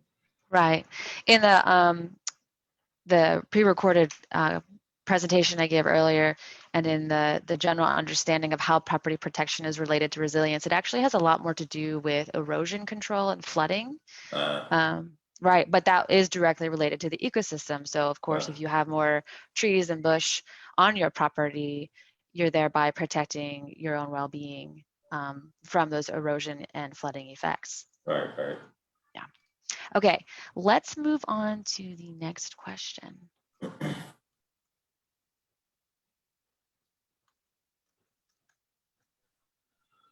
While you're doing that, Sharon asked, are these human well-being outcomes as stated, or are these inputs? I'm not sure what you mean, Sharon. I don't know if you could articulate that a bit.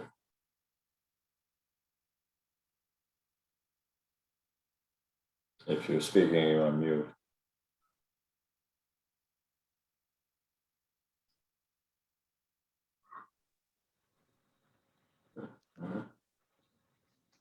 I guess I'll just jump in and say, Sharon, these are outcomes, human well-being outcomes of actions that you could take. We've been talking about natural systems protection, conservation, restoration ideas here as examples of hazard mitigation activities. So that question was more related to the outcomes of those actions. So the next question, what habitat do you value as most important for hazard mitigation and resilience? And here you're going to type your answer directly into the poll.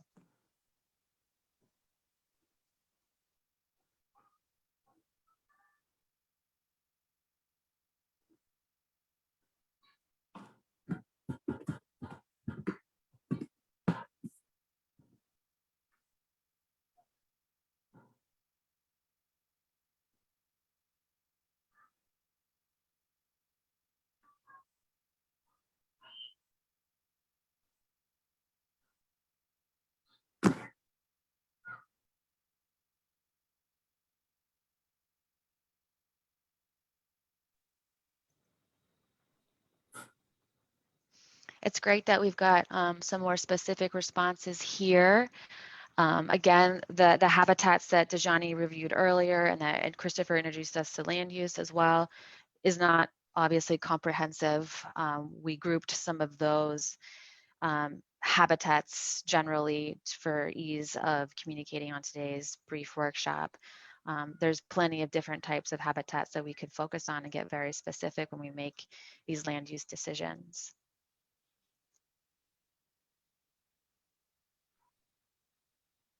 So we've got 10 responses so far.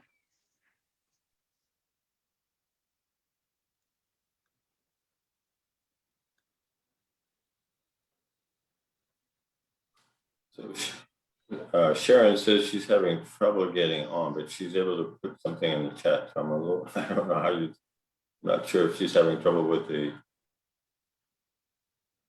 I think our folks here in the conference room are going to shoot her a direct link to see if that works. All right, great, thank you. Yeah.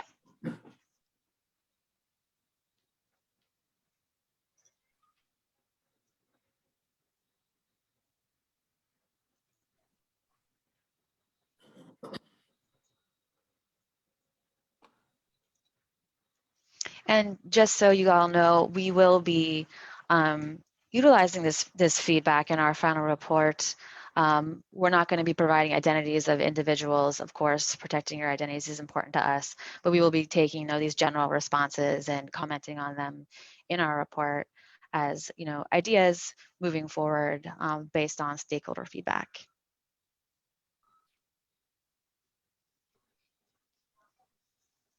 We'll wait another minute before moving on to our next question.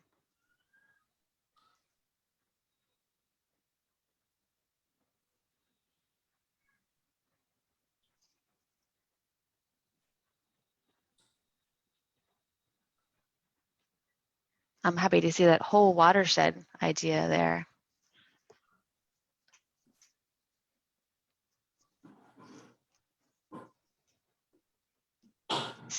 16 response, 17 responses, great. Hopefully Sharon was able to get on.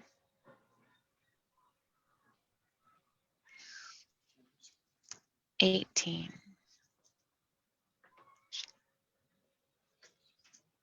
Mary, are you raising your hand or I can't make? Maybe she's, I don't know what. Yes, she's fine.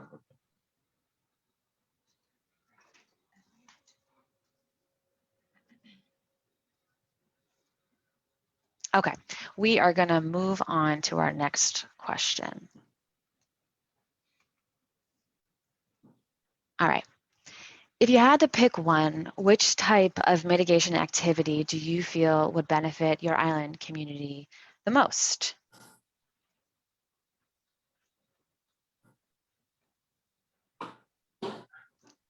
Again, these are just limited to what we talked about today, you know, acknowledging that there's many different types of mitigation activities. So we're going to use this feedback again to create scenarios for our final report.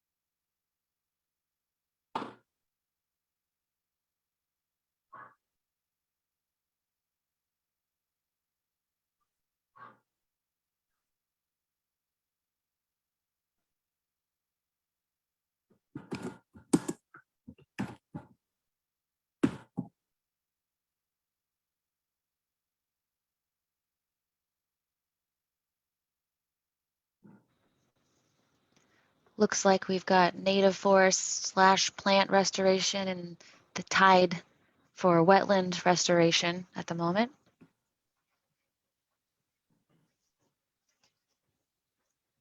And of course, wetlands includes all different types, salt ponds, mangroves, etc.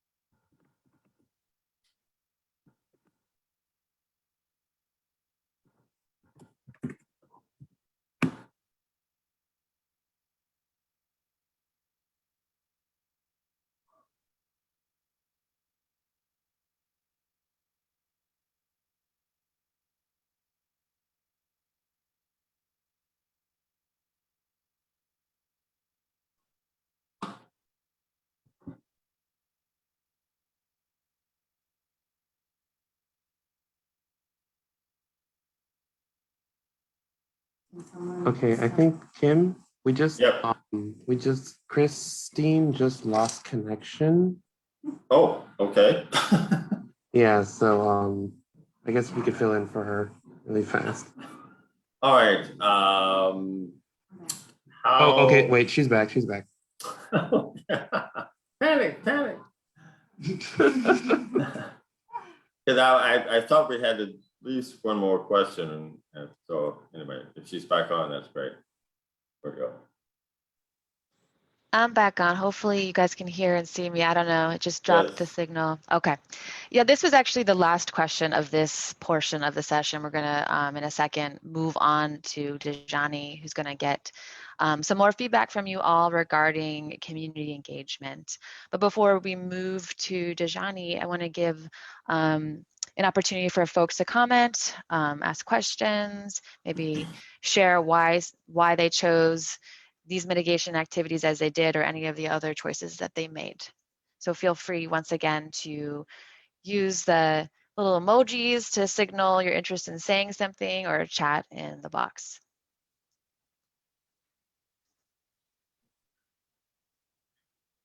Well, before I weigh in, I'd like to definitely give a chance for the folks on St. John to provide rationale for their selection before I provide my non-native perspective. So.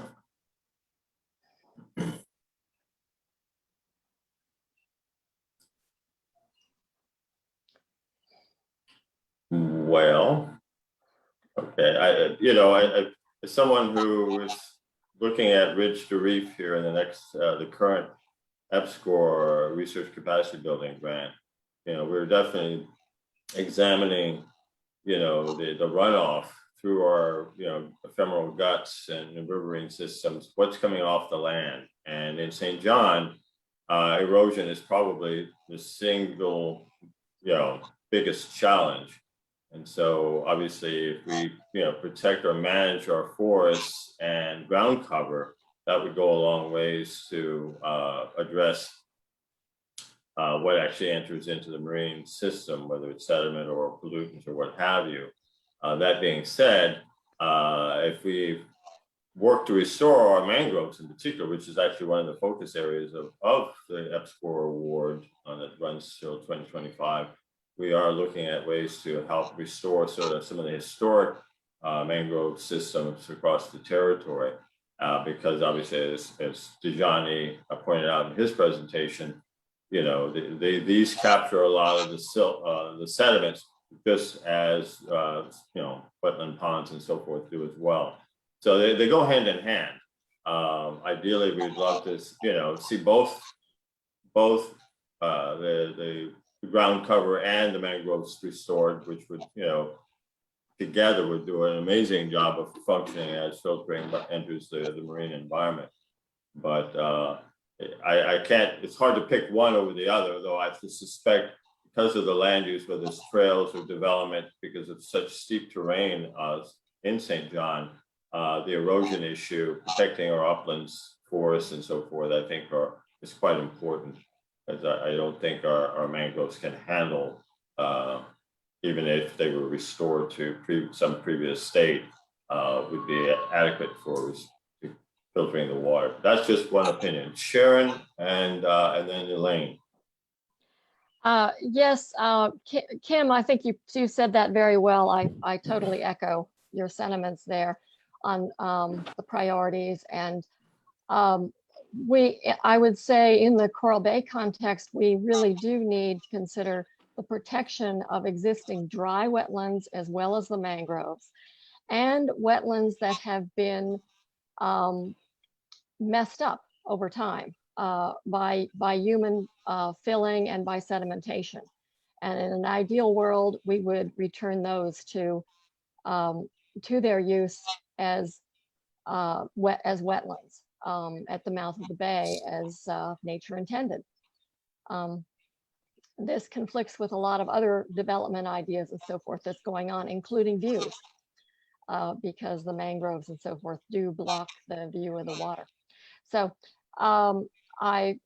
but I think that we need to really work on mandating that we protect the wetland areas and restore them, and think about doing infrastructure restoration and new developments that is further away from the coastline. All right. Elaine. Hi, everybody. This is a great conference. I'm sorry I didn't realize Rafe was leaving, because I did have a question for him. But with regards to this question, I think because we are an island, obviously we're surrounded by water, and it's remarkable. In the 2 years that we've been here, I've been amazed at how diverse every little corner and every little inlet and every little point St. John is. And the interface between the water and the land is critical for everything that we do. And there isn't any one size fits all solution. It can't, we need to do the mangroves where mangroves make sense. We need to do wetlands where wetlands make sense. In Cruz Bay and Coral Bay, where the built environment meets the water, we need to do what is appropriate there, whether it's creating inlets that trap garbage and that can be easily cleaned out so it doesn't get funneled into the bays in those locations, trapping pollutions, making sure we don't have sewage overflows in the Cruz Bay area, which happens periodically. How can we treat whatever the solution, find whatever the right solution is, reinforcing our shorelines where they're eroding, where it's necessary, find the right solution for the right place. And it might be a simple planting. It might be an augmented hardened structure that is a hybrid between plants and reinforced rocks and gabions and those kinds of things. In other areas, it might make sense for a hardened seawall. There isn't any one solution for any one place in St. John. We just need to be creative and willing and devote the resources to make a better long-term solution, including upland development regulations and planning. And I'll leave it there. All right, thank you. I don't see any other questions. If you do, go ahead, throw them in the chat box, but I think we want to turn it over to Dejani to talk about community engagement.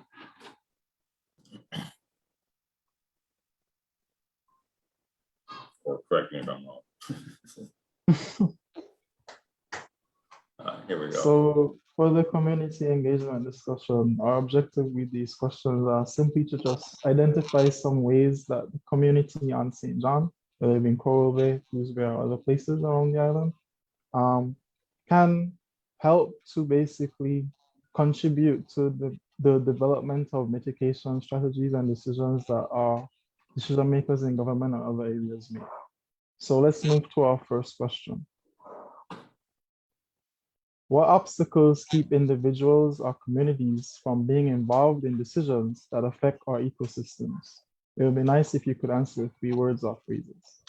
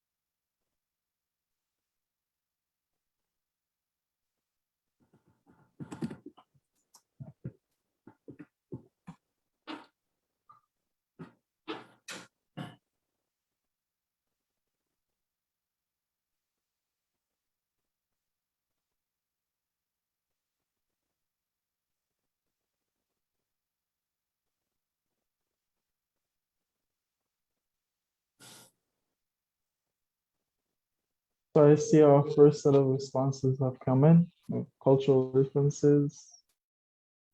And now the next set of responses have moved everything around. But I see management, lack of information, and it's good. A lot of responses are coming in now.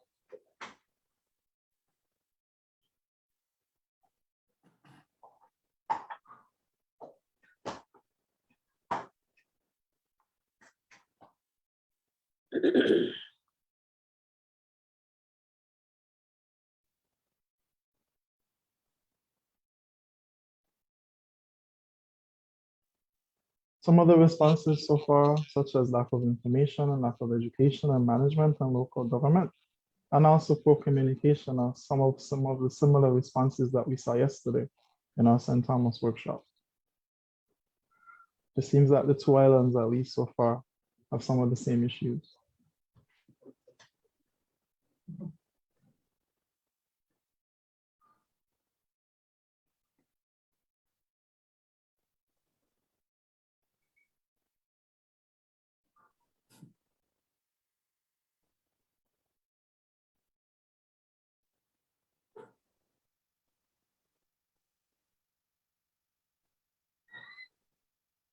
Well, I see money and big investors as something that we didn't see, or I don't remember seeing yesterday. I'd like to hear more about that. I mean, we know about the uber rich that are buying property, but I'd like to know how they impede, local communities from getting involved. That would be a useful insight.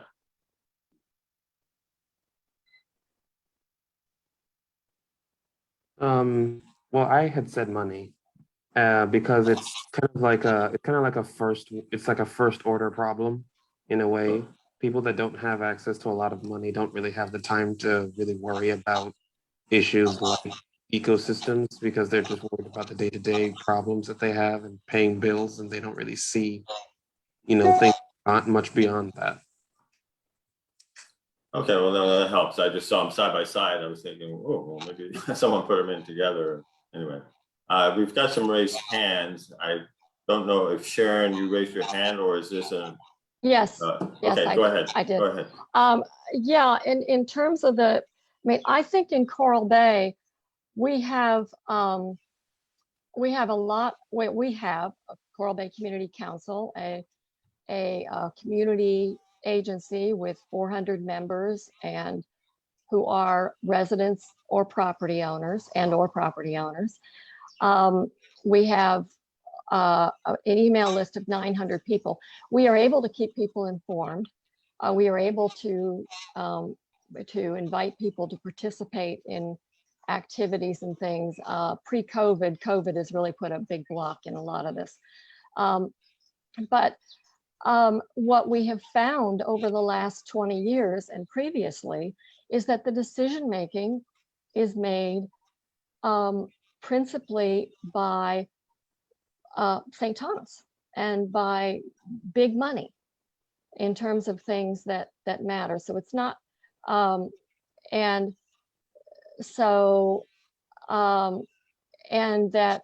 for all of St. John, dollars.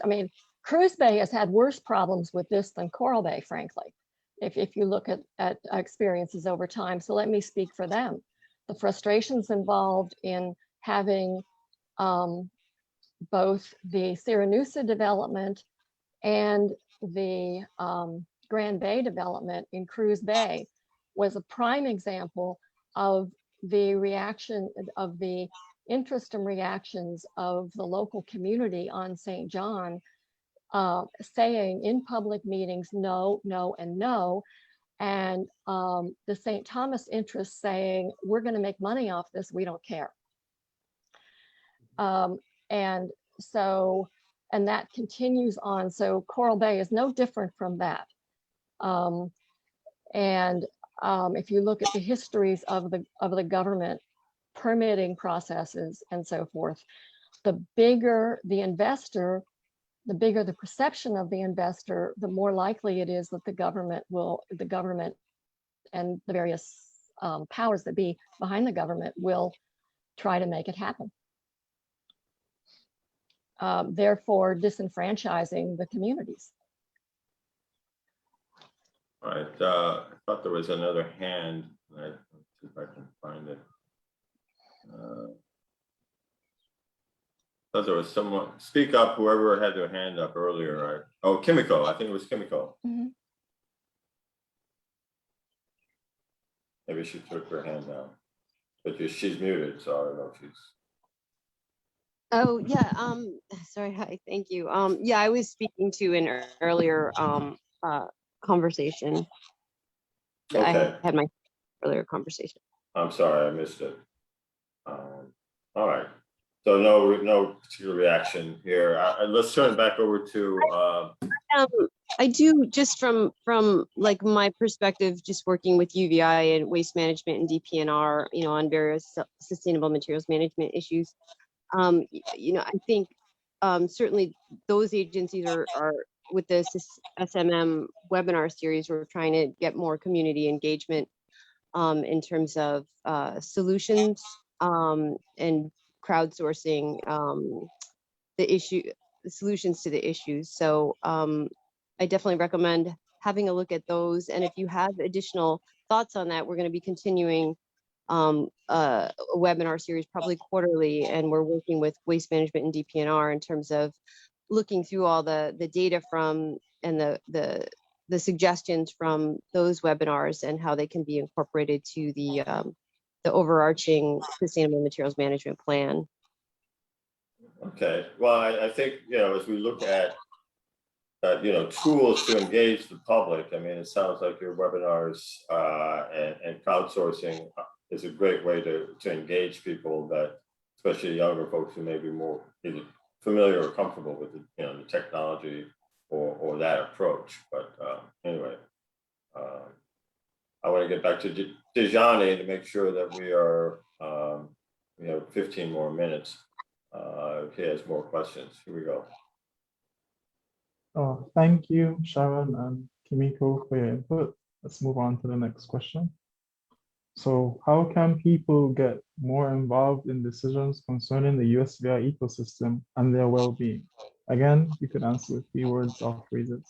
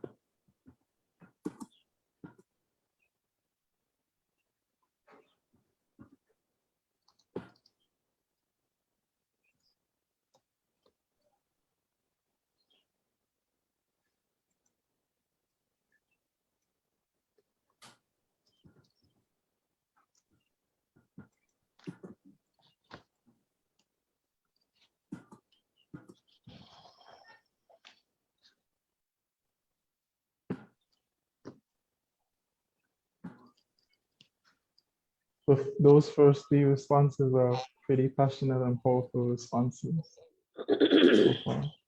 Band together with yourself and speak out.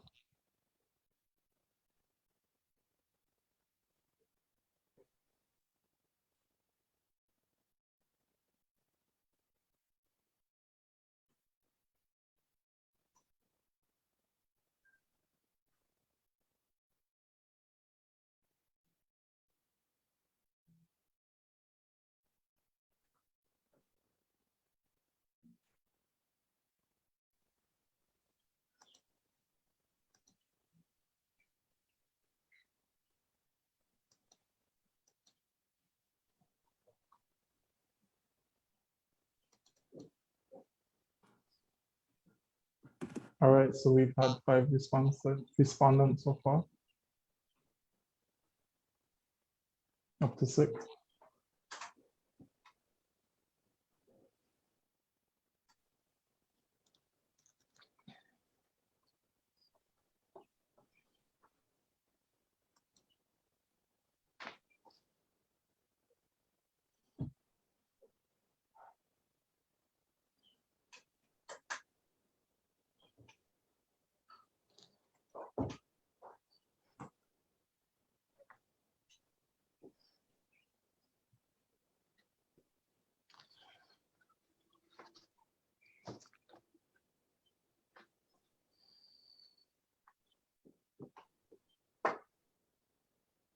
So we'll just wait for a few more responses to trickle in, and then we'll move to the next question.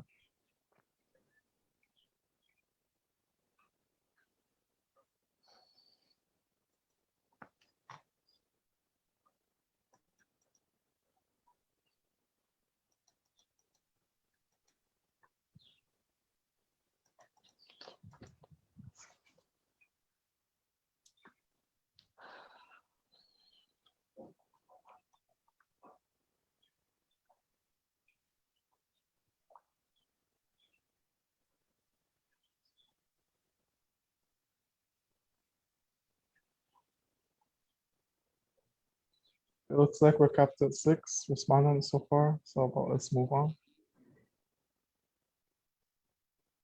Now our third question. Are there any success stories concerning local ecosystems where community engagement resulted in positive change? Please type your response. And also feel free, if anybody is willing, to explain some of your responses that you may put.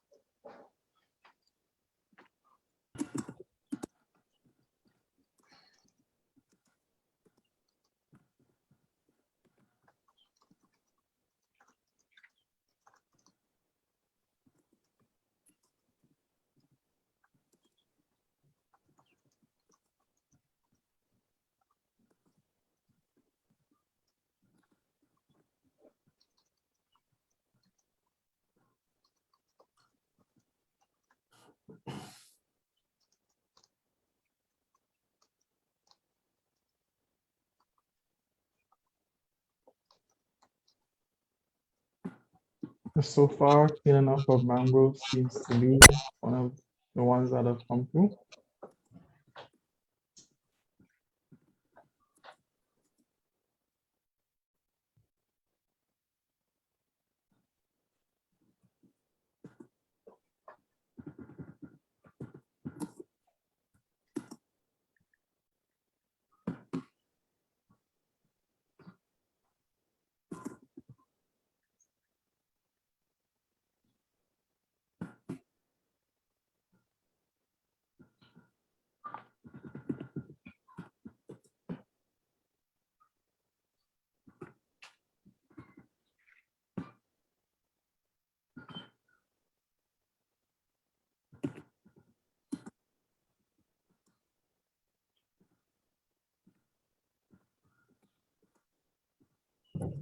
So beach cleanups, blocking of the summers and marina, and watershed management agencies. Some of the other responses we see so far.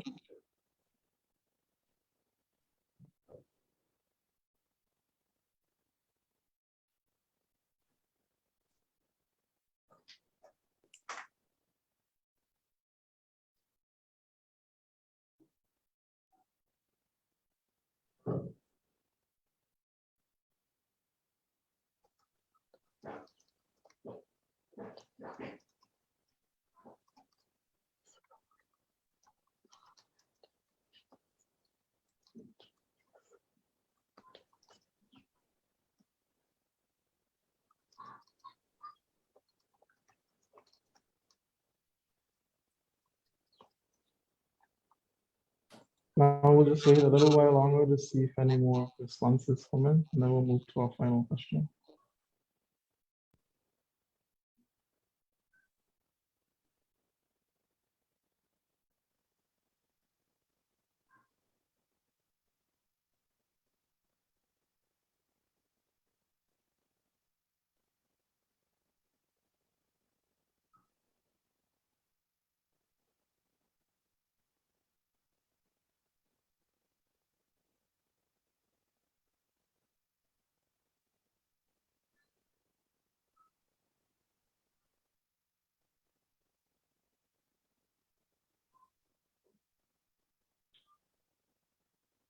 All right, let's move on to our final question.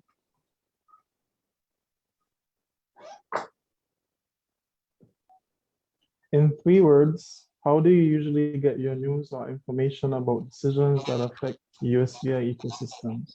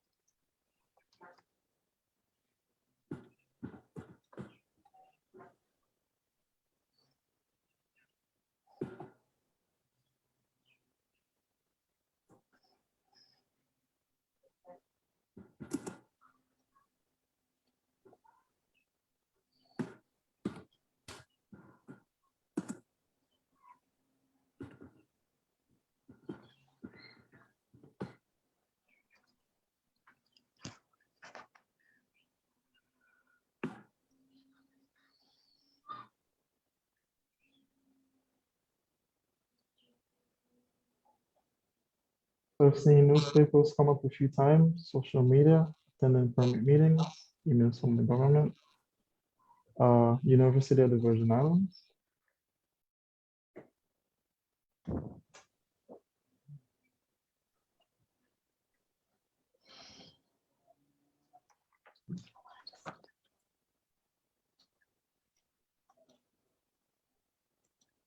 So it seems like local newspapers are a big standout.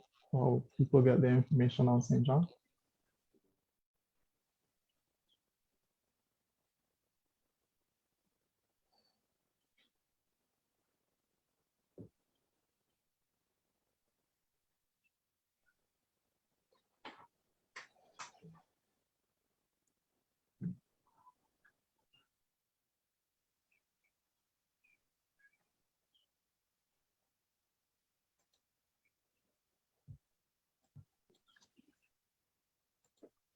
That was your last question, right, Dejani? Yes, this is the final question. Okay, So I'll just wait for FS to see if we have any more responses and then okay. we'll move on.